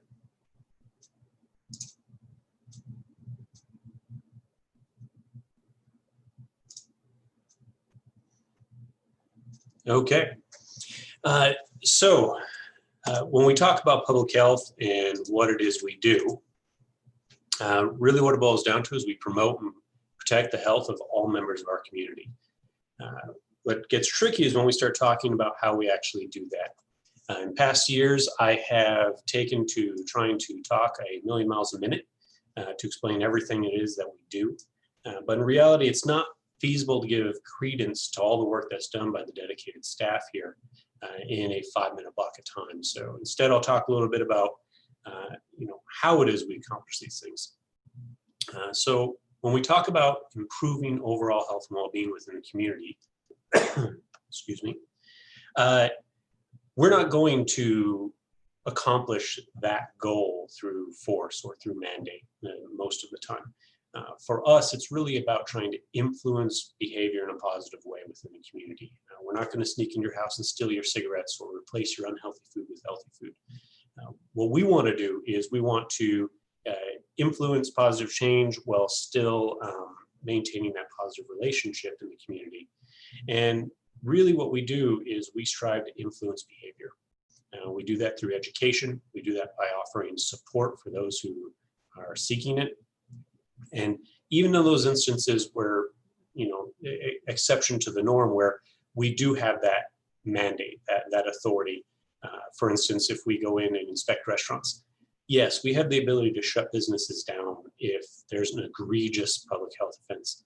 But that is an incredibly rare thing because our first path is always to work with business owners and to try and get them to a point where they can open themselves to the public in a safe manner. And of course, we take the results for all these things we do and we provide those results to the public so they can make a better informed decision. Now, this list is far from an all-encompassing list for all the things that we do. One thing that is our responsibility, but we don't actually talk about it most years, is actually coordinating pandemic responses. So COVID-19 has been a significant focus for us over the last several months. And it's going to continue to be a big component of what we do moving forward for some time. But really, how we do our job hasn't significantly changed. We still provide education to the public, to businesses, to our government partners. If there's any businesses out there looking to open up or wants to know how they can open up safely, we provide that service. And this is not a regulatory hold. This is something that we offer simply to be a good community partner. We also work with policymakers to try and develop effective policies to support our community. And at the end of the day, throughout this pandemic, we have been incredibly successful within our community. And we have kept our rates incredibly low. And ultimately, that's because of the work that our community, our citizens has put in. So we really appreciate everything that you've done.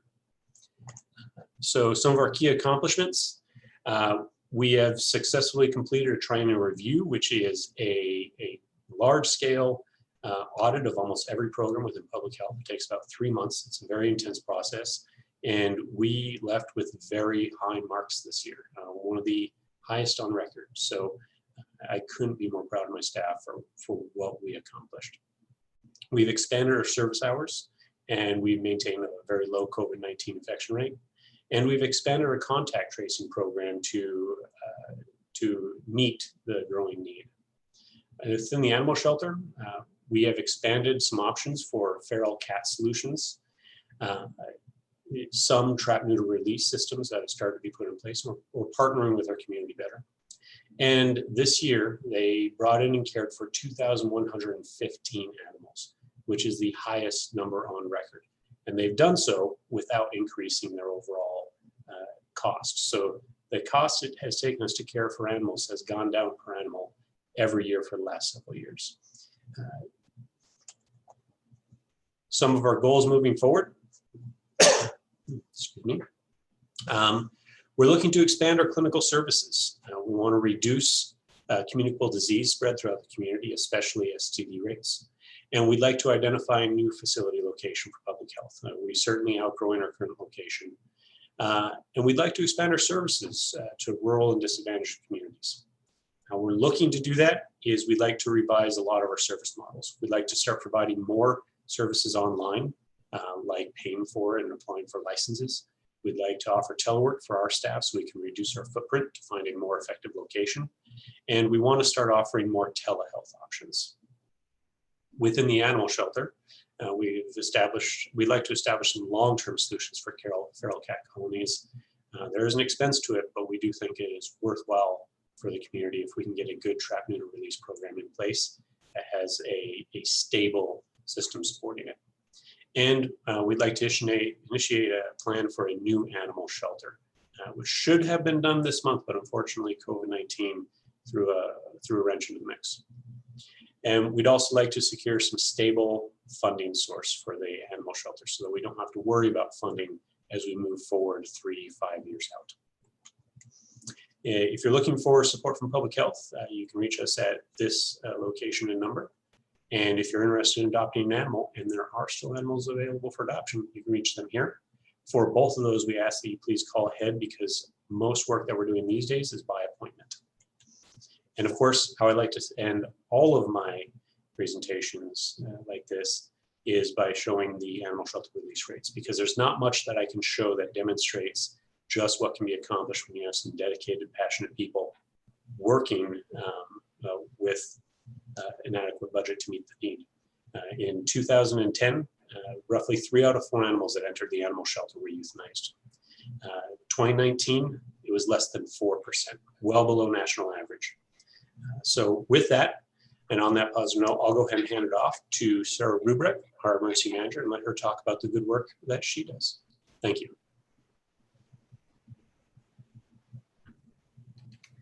Hello. Thank you, Mike. I appreciate your presentation and your introduction. I'm gonna see if I can't share my screen. All right, is my screen showing? Yes. Thank you. So I am very excited to be able to present to you the Emergency Management Department in Josephine County. We are a small but mighty staff here. This is the staff that provides your emergency management here in Josephine County.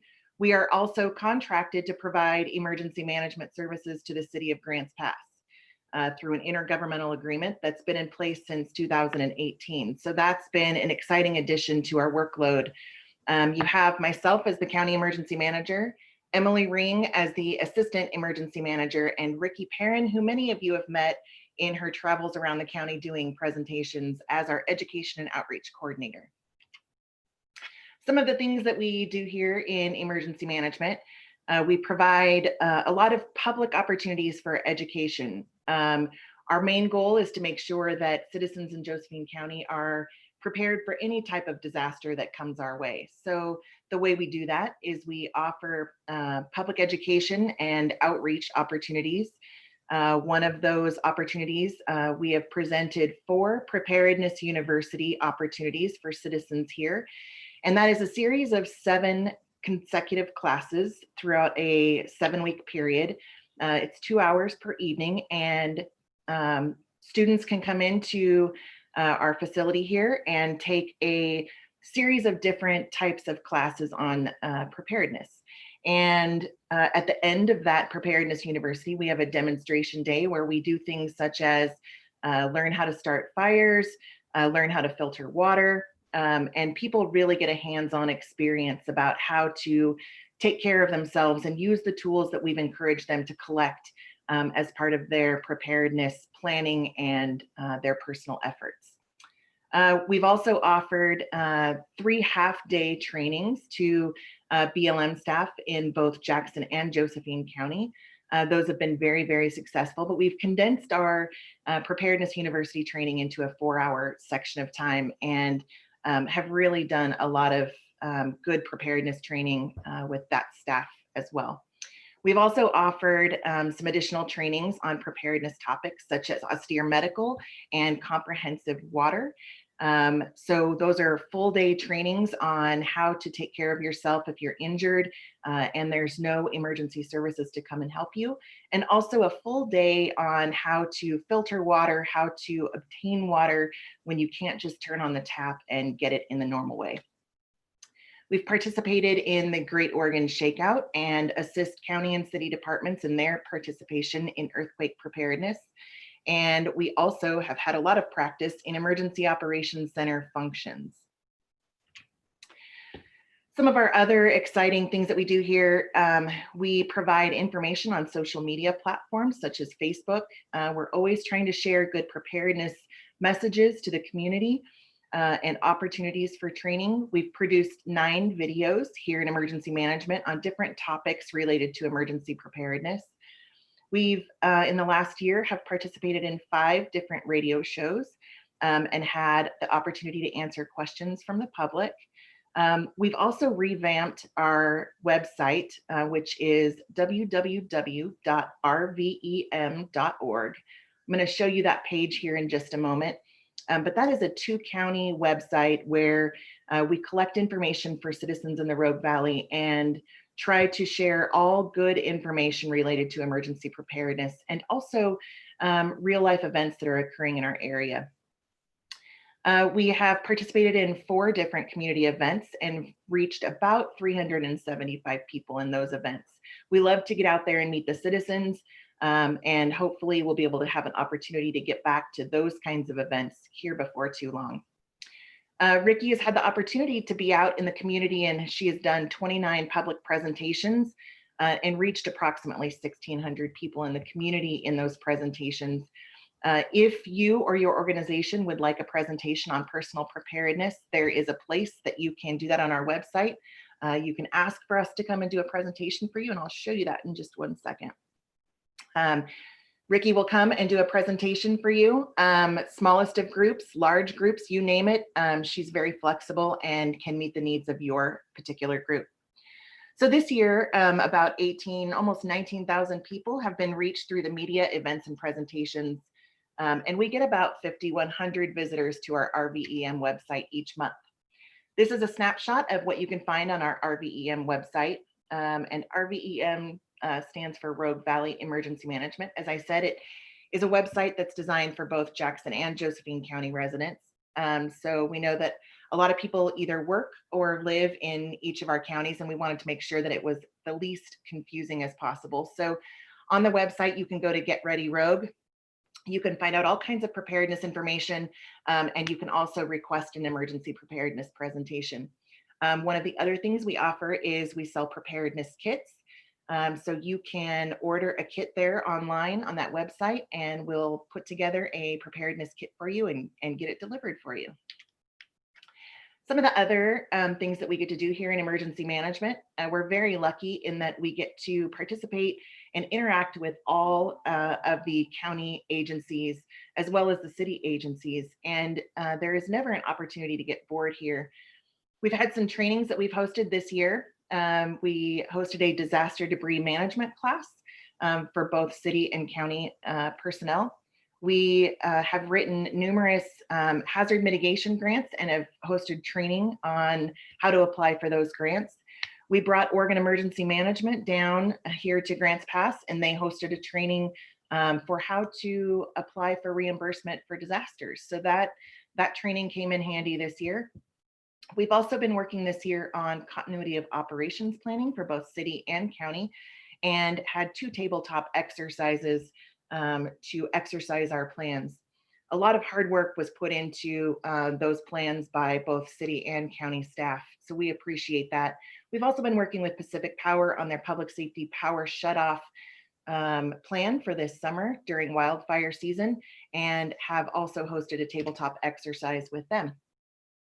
Some things that we completed this year, we've expanded our FireWise capacity. We've added a City of Grants Pass FireWise coordinator who is working with our existing FireWise coordinator, Tyler, who works for Oregon Department of Forestry. Both of those positions are funded through the county.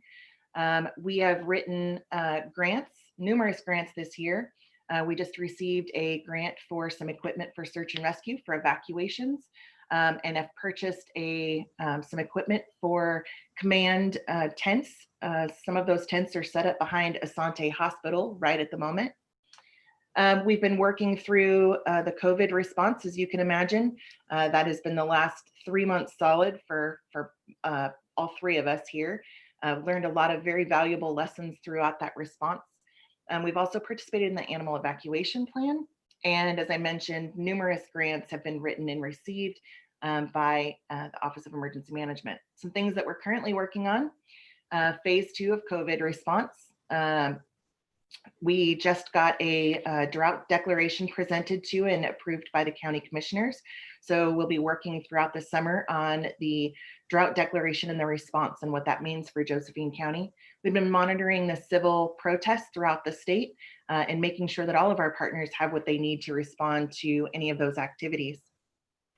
We've started a project to update our city and our county emergency operations plan. So we'll be involving all of the county department heads to refine and revise our emergency operations plan, and that happens every 5 years. So that's currently occurring.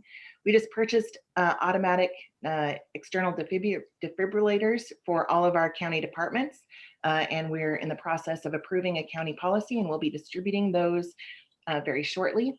And we are rewriting our county emergency preparedness handbook. So our family preparedness handbook that we hand out to citizens is getting a complete makeover, and that should be out very shortly. On the horizon, in the very near future, we are fine-tuning our Joint Information Center planning, which is the citizen call bank that we staff in order to answer questions by citizens during fire season. We are planning for an exercise in 2021, Cascadia Rising, which is a simulation of the Cascadia subduction zone earthquake. We're working on a fuel distribution planning process so we can determine if we have a large earthquake event, how we're going to distribute fuel to the community and to the first responders. We're also working with Jackson County on hiring a new fire plan coordinator, so more detailed information and coordination on our county fire plan. And we'll be conducting damage assessment trainings for teams in the county. That is my presentation, Fast and Furious, which is just about how we operate around here. Again, if you have any preparedness information needs, anything you would like for your own personal neighborhood or community, please reach out to us and we'd be happy to help. Thank you for allowing me to present to you today. It is my honor and my privilege to be able to introduce to you Commissioner Darren Fowler, who will take the screen next. Thank you. Great. Thanks a lot, Sarah. Appreciate that. I am Darren Fowler, our third commissioner, and I would like to introduce the next few speakers. First, we will have Mark Stevenson, our Community Development Director, and then Connie Roach, our Assessor, and Sarah Garceau, our Parks Director. After that, I will come back to talk to you about our commissioner's office here and what we are doing in our entirety for our county. So Mark, take it away.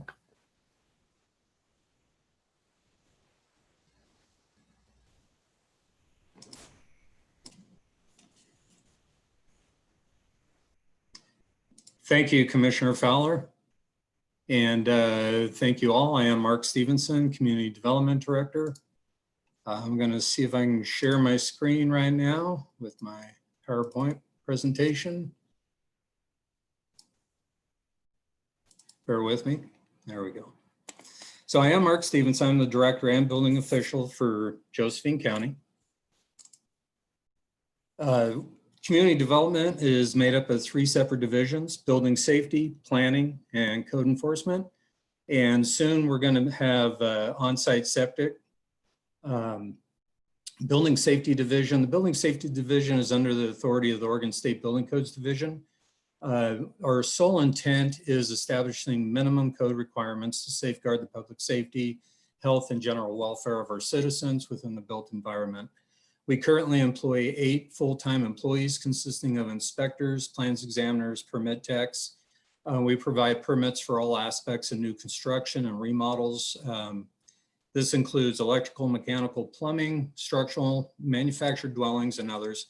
We provide inspection services and plan review for all permits issued in all disciplines 5 days a week. 3 days a week, we go out to the Illinois Valley area. We have an occupational skills program here in our department. We established this inspector training program in July of 2018, to provide opportunities for those interested in a career as a building safety inspector and gaining their certifications through classes for the state. Since that time, we've had 9 go through the program, with 6 now being employed with local jurisdictions. Building safety is autonomous and is solely funded through the permit process, and there's no impact to the county's general fund. Planning division, Josephine County's Rural Land Development Code governs the use and development of land, specifically to implement the comprehensive plan to guide and manage future growth of the county in accordance with the plan and to protect the public health and welfare of our citizens. We currently employ 6 full-time employees as planners. They consist of a deputy director, senior and associate planners, and then there's support personnel behind that. Our goal is to assist the public in identifying and understanding land use regulations affecting the development and use of specific parcels of land and what you can do with your property. We have a code enforcement division. The purpose of the code enforcement division is intended to promote public health and safety and welfare by regulating land use and development safety through our building codes. We work closely with local and state agencies such as Sheriff's Office, Public Health, Solid Waste, Oregon Department of Fish and Wildlife, Oregon Department of Forestry, and FEMA for the abatement of these violations. The Code Enforcement Division employs 4 full-time employees, and they utilize the needs services from building safety inspectors and planners. Perhaps the most visible role that code enforcement is the battle of the blight.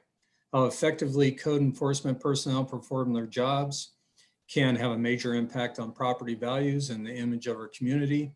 Code enforcement supports and enhances quality of life while working to keep aging buildings, homes, properties from being eyesores. And every community faces struggles with vacant buildings, trash, illegal dwellings, inoperable vehicles, and it is code enforcement's responsibility to work with our citizens towards abating these violations. Code enforcement continues to work diligently with the community for a better tomorrow. Where we were, prior to 2016, for those of you that did not know this, community development didn't even exist. The idea of bringing the services together to better serve our citizens was realized when community leaders, stakeholders, and citizens worked together towards a common goal. The joining together these 3 separate departments brought functionality, continuity to land use development, building safety, and code enforcement to provide citizens with a one-stop shop to better serve their needs. The melding of the departments, personalities, processes, procedures was challenging, but the importance of what we wanted to achieve cannot be understated. The community deserved a better process. where we are now. So it's the climate, the organizational climate. We've worked very hard. The quality and suitability of our work environment strongly influence our interactions with our clients and the community. Our employees are motivated, productive, and focused on serving the citizens of Josephine County. With some trial and error and persistence and strength, we have worked towards better service through consistent policies, procedures, necessary staffing, and most importantly, better communication with our public. Each division of community development strives to provide the best service without the redundancy and bureaucracy, and we focus on educating and assisting all those who come to us for their development needs. We have expanded our hours 8 to 3 and have opened a new lobby for Code Enforcement Division. There's no longer will you have to make an appointment for code enforcement issues. You can just come to the department itself. Community development has made great strides in our electronic permitting system. We will continue to devise ways for citizens to make application and receive the information they need through easier processes. We are in the process in close collaboration with DEQ to assume the on-site wastewater program. This will allow Josephine County residents to receive septic permits and inspections in a more timely and efficient manner. It will eliminate the 4 to 6 weeks provided now from DEQ, and our goal is a maximum of 5 days. Once you make application for us to get out on your site and look at your septic proposals. We continue to work towards the goal of providing planning and building services in Cave Junction to better serve the community in the Illinois Valley. And through efficiency in our processes and a vibrant economy, community development will meet its 5-year goal early and will be financially independent of the county's general fund for the fiscal year 2021. We will continue to move forward with innovative and more efficient ways to serve our community and provide the best service to our clients. Our commitment, we all have a role to play in development of our community, and we are committed to serving as tireless problem solvers to live outside the box while guiding you through the rules and regulations mandated by federal, state, and county codes. And as the county grows economically, community development will continue to clear those barriers that at times can stifle growth for more efficient and proactive ways to serve the people of Josephine County.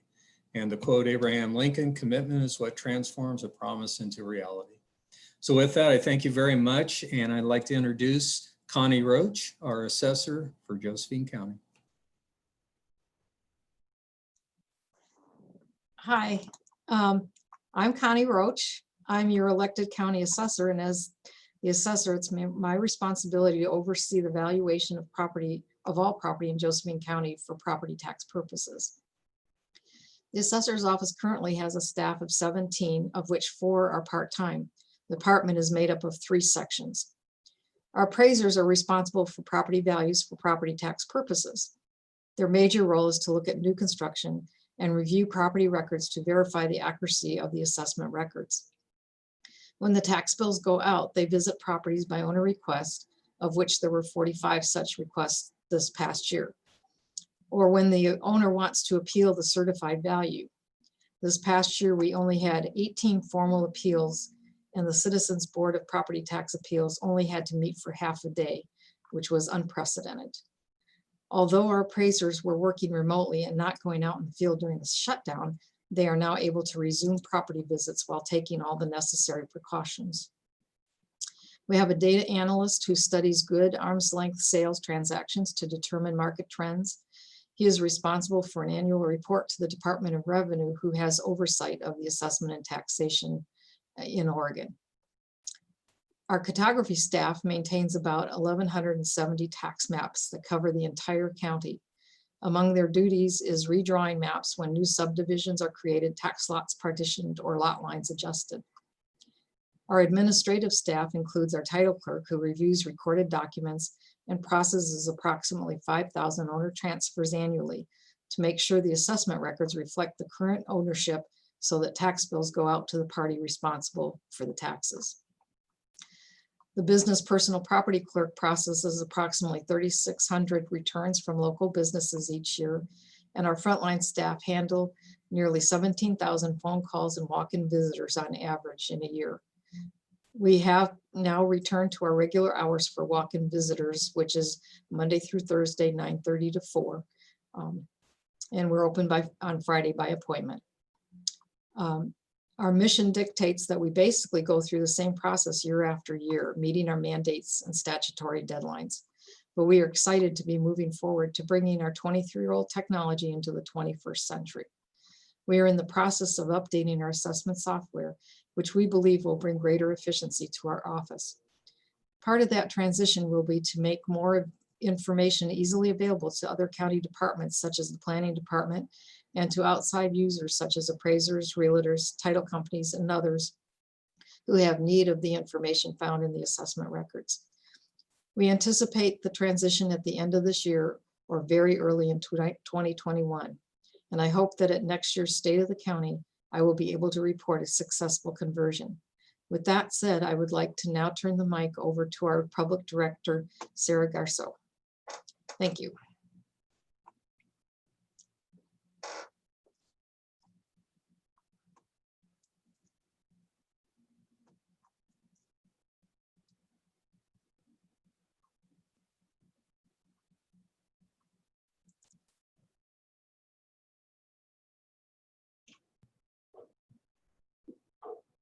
Hi, I'm Sarah Garceau. I'm the Josephine County Parks Director, and I am here to take you through parks. And so let's see how to share my screen.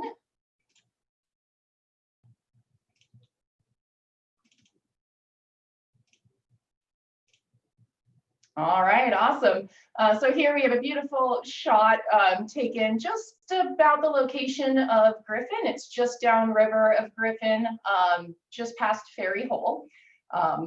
But Parks Department, we always have a lot of fun and exciting stuff going on. The first thing I like to do is always remind people, why are parks important? Why are we here?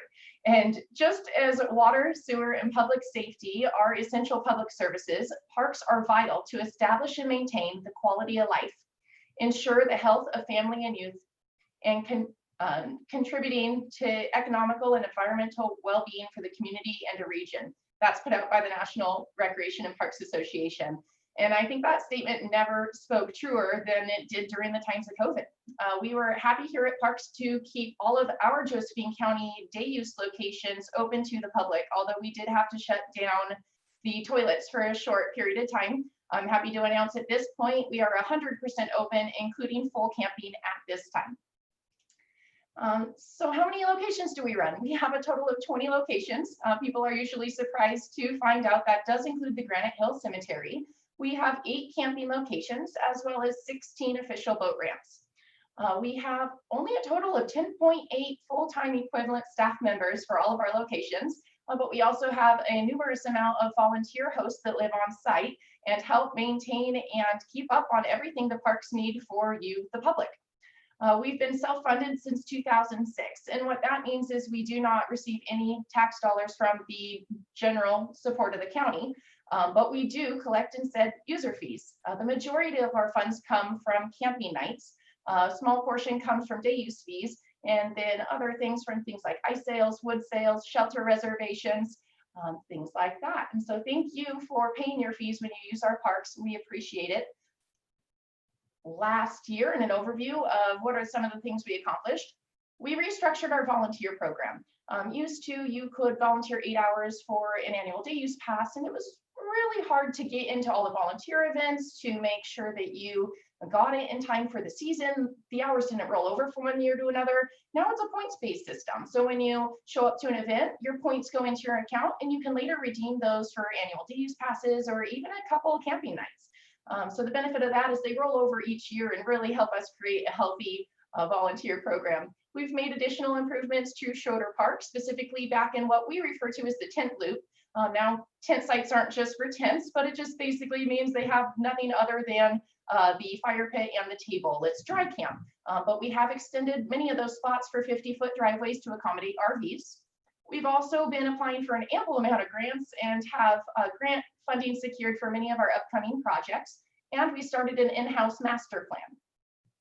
So what is coming up this next year? You can expect White Horse Park to have a renovation, really exciting. The upper half tent loop, which is really underutilized, is going to be converted into full hookups for RVs, as well as brand new shower, restroom, and all infrastructure. Wolf Creek Park will be getting a footbridge to restore access to the London Peak Trail and the rest of the disc golf course, and will be replacing vault toilets. We will be continuing on that master plan. Tom Pierce Disc Golf Course, which is the most popular in our system, will be getting new T signs and working on improvements there with the Disc Golf Club as well.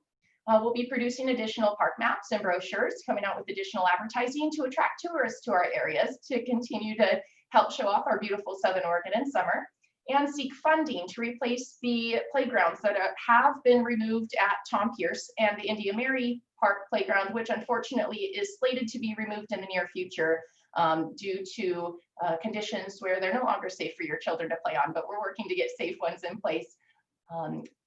And that is really just an overview of the Parks Department. The goal and the message that we have to you every day is recreate more. You spend so much time working, you need to balance that out and really enjoy life at the same time. So visit Josephine County Parks if you haven't already. Don't forget, a $5 day use fee is necessary if you don't already have an annual day use pass, which are available for $30 for a sticker and $55 for a transferable. Next up, and to wrap up this State of the County, is Darren Fowler. Thank you.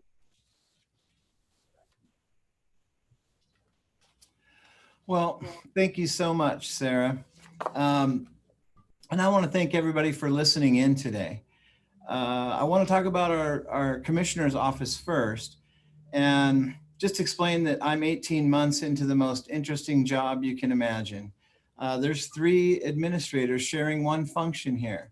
Therefore, we can't talk in the hallway. It becomes a public meeting when there's 2 of us. That's a quorum. And so it's very different from past meetings I've been in.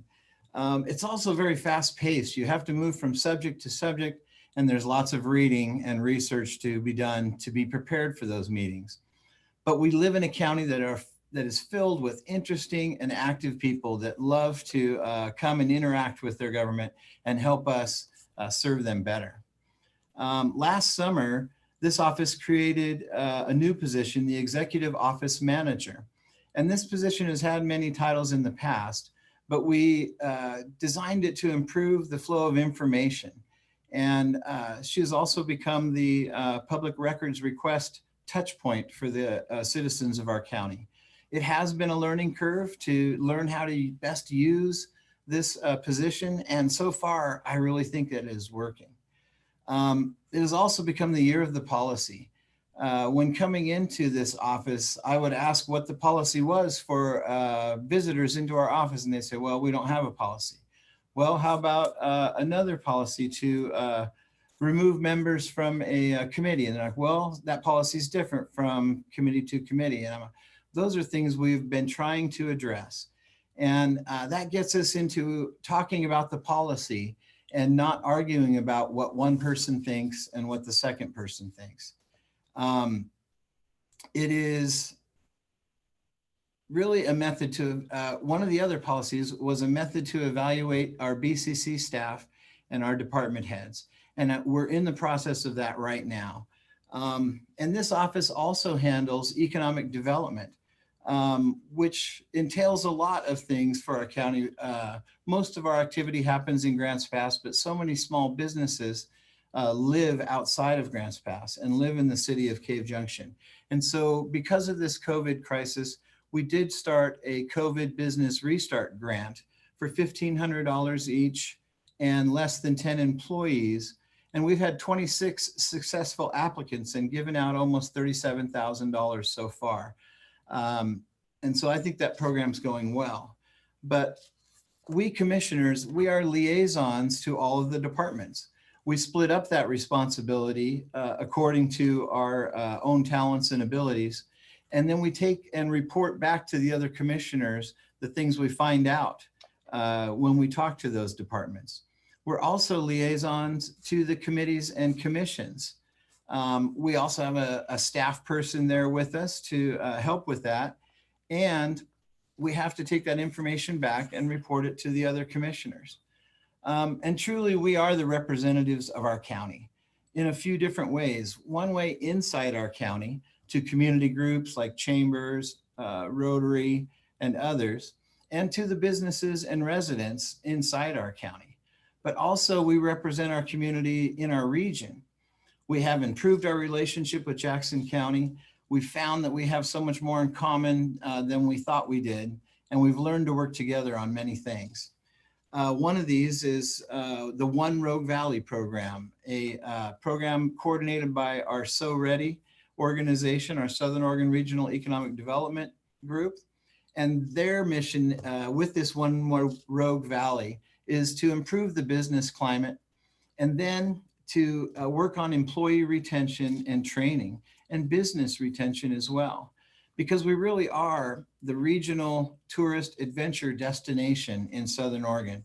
It is amazing how much you could do from just this Rogue Valley, from the deepest freshwater lake in the United States to the beautiful Oregon coast, to many of the rivers we have to run. We also have places to hike and bike. There's so much to do here, and people are just discovering the depth of that experience they could have here. And it really is a great place to live. The quality of life here is unmatched. And many of us have found a way to make a living here and to stay here. But we also represent our community to those outside our area. And we found that our surrounding counties do have similar issues with forest fires, with wildland designations, and we try and go for the opportunities that are in front of us for us to work together as a region.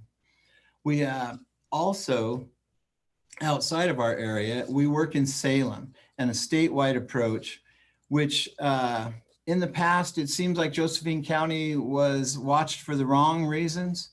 And the commissioners before me and the commissioners I'm working with now have worked really hard to change that to where we're solutions based. And we found ways to do things that others are asking, how did you get there? How did you get out of the crisis you were in financially and come back to the place you are now?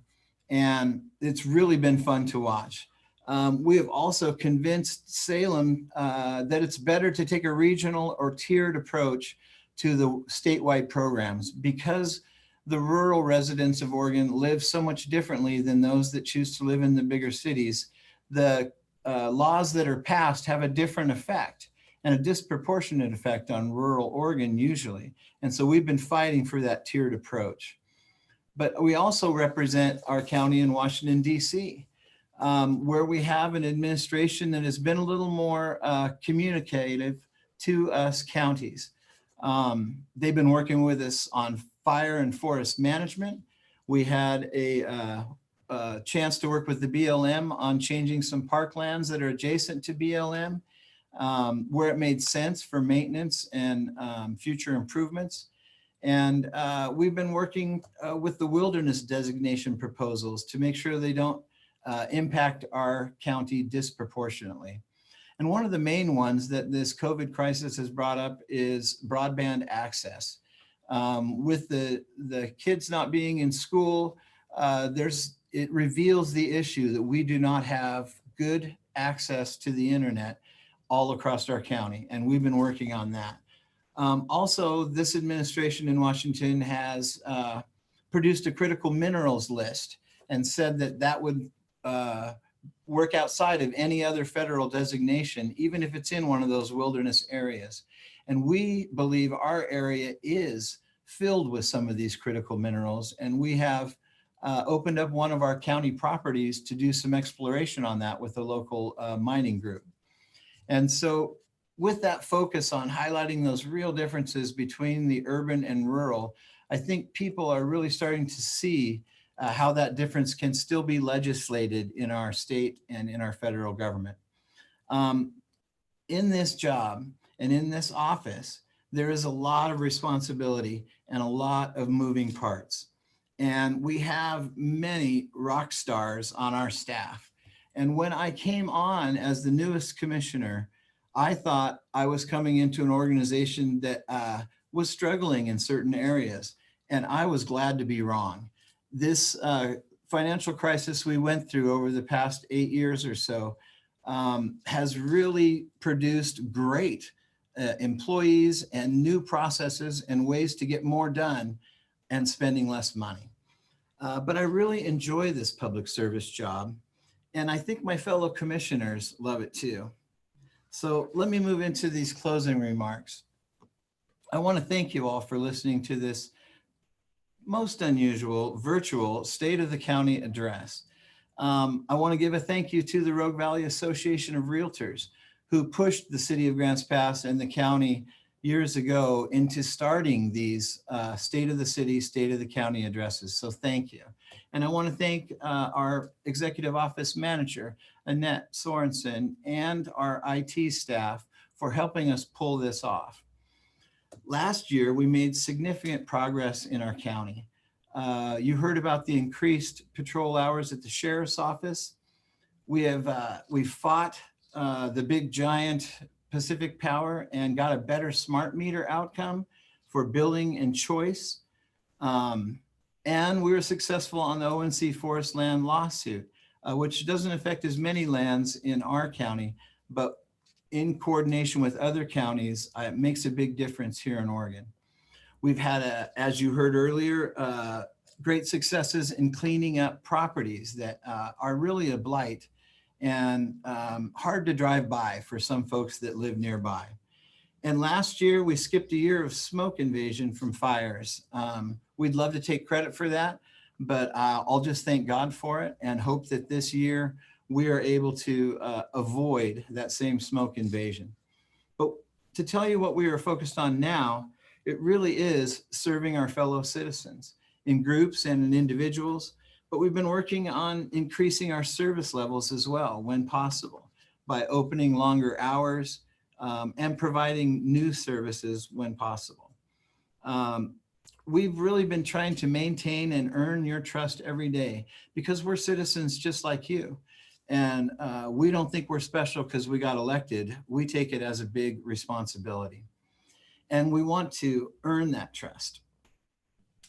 We are also learning how to gracefully meet virtually.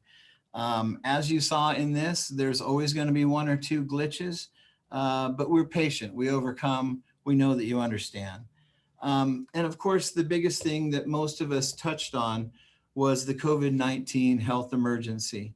I just want to thank all of our departments and especially our health department and emergency management department for all they've done to make this, this crisis a little less impactful. And I really think they have. So let me tell you how I think we're accomplishing these goals. I think we're having more meetings and more effective meetings because we seem to be getting more done. There's more final product coming out and we are not getting the same pushback we used to get at the city and county level in Grants Pass and in Josephine County. We have new internal policies that I think are really going to help when seats change, whether it be staff or whether it be commissioners. And we really have an active communication with the internet, with the ability to walk in here and just the driving around our county and meeting with folks even on their properties. We seem to be more connected than we were before, especially to the Illinois Valley and Cave Junction, which is really a community on the rise. They are about to make some great strides and improvements out there that are gonna make a big difference in that community.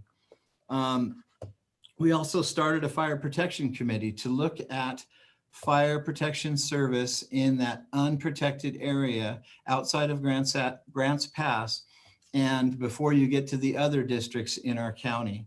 And the latest fires in other communities and the threat of fire in our community has made this a top priority for us. And we're trying to get there with the best method to protect our citizens and offer that service. We also hired a risk manager / ADA coordinator who is helping us get our old buildings and our older parks up into the modern era in accessibility and safety. And so we appreciate that. We do have plans for the future and for the near future, we got to get back to normal. It'd be nice to have meetings in a room with people. We started that this last Wednesday, and hopefully that'll be the start of many in-person meetings. And we're doing the hybrid approach because some people still don't want to take the risk of leaving, getting in a group like that. And so we want to accommodate that as best we can. But we're continuing to be more transparent, I believe. We are speaking, putting out press releases. We are talking to our local reporters and working hard to make sure you know what's going on here and that you know that nothing is being hidden from you. And we're working harder on your priorities. We know that there was a housing crisis, so we worked on that to try and change some of the policies to allow you to have an extra structure on your property, and other ways that you could make it more affordable for you to live here. We really want to move the needle on management and policies for all these things: the forest, the fires in the forest, our resource management, our tourism, and our quality of life here. We'd like to make the courthouse more user-friendly and safe for employees and citizens. And we want to minimize and deal with our weaknesses, not just put them off and hope the next group takes care of it. So we're trying to deal with those as they come up. We are really trying to capitalize and broadcast our strength, that Josephine County is one of the best places to live in the world. I've traveled and seen other communities, and I'm always glad to make it back here where I have the full 4 seasons in weather, where I have the trees and the mountains, where there's a beautiful river running right through our county. It is exciting to live here, and what a great place to raise a family. And I've really met over my lifetime here some of the best people that have gravitated here, that have found a way to make a living here, that maybe departed after growing up here, but then had the ability to come back after receiving their education or training or a trade.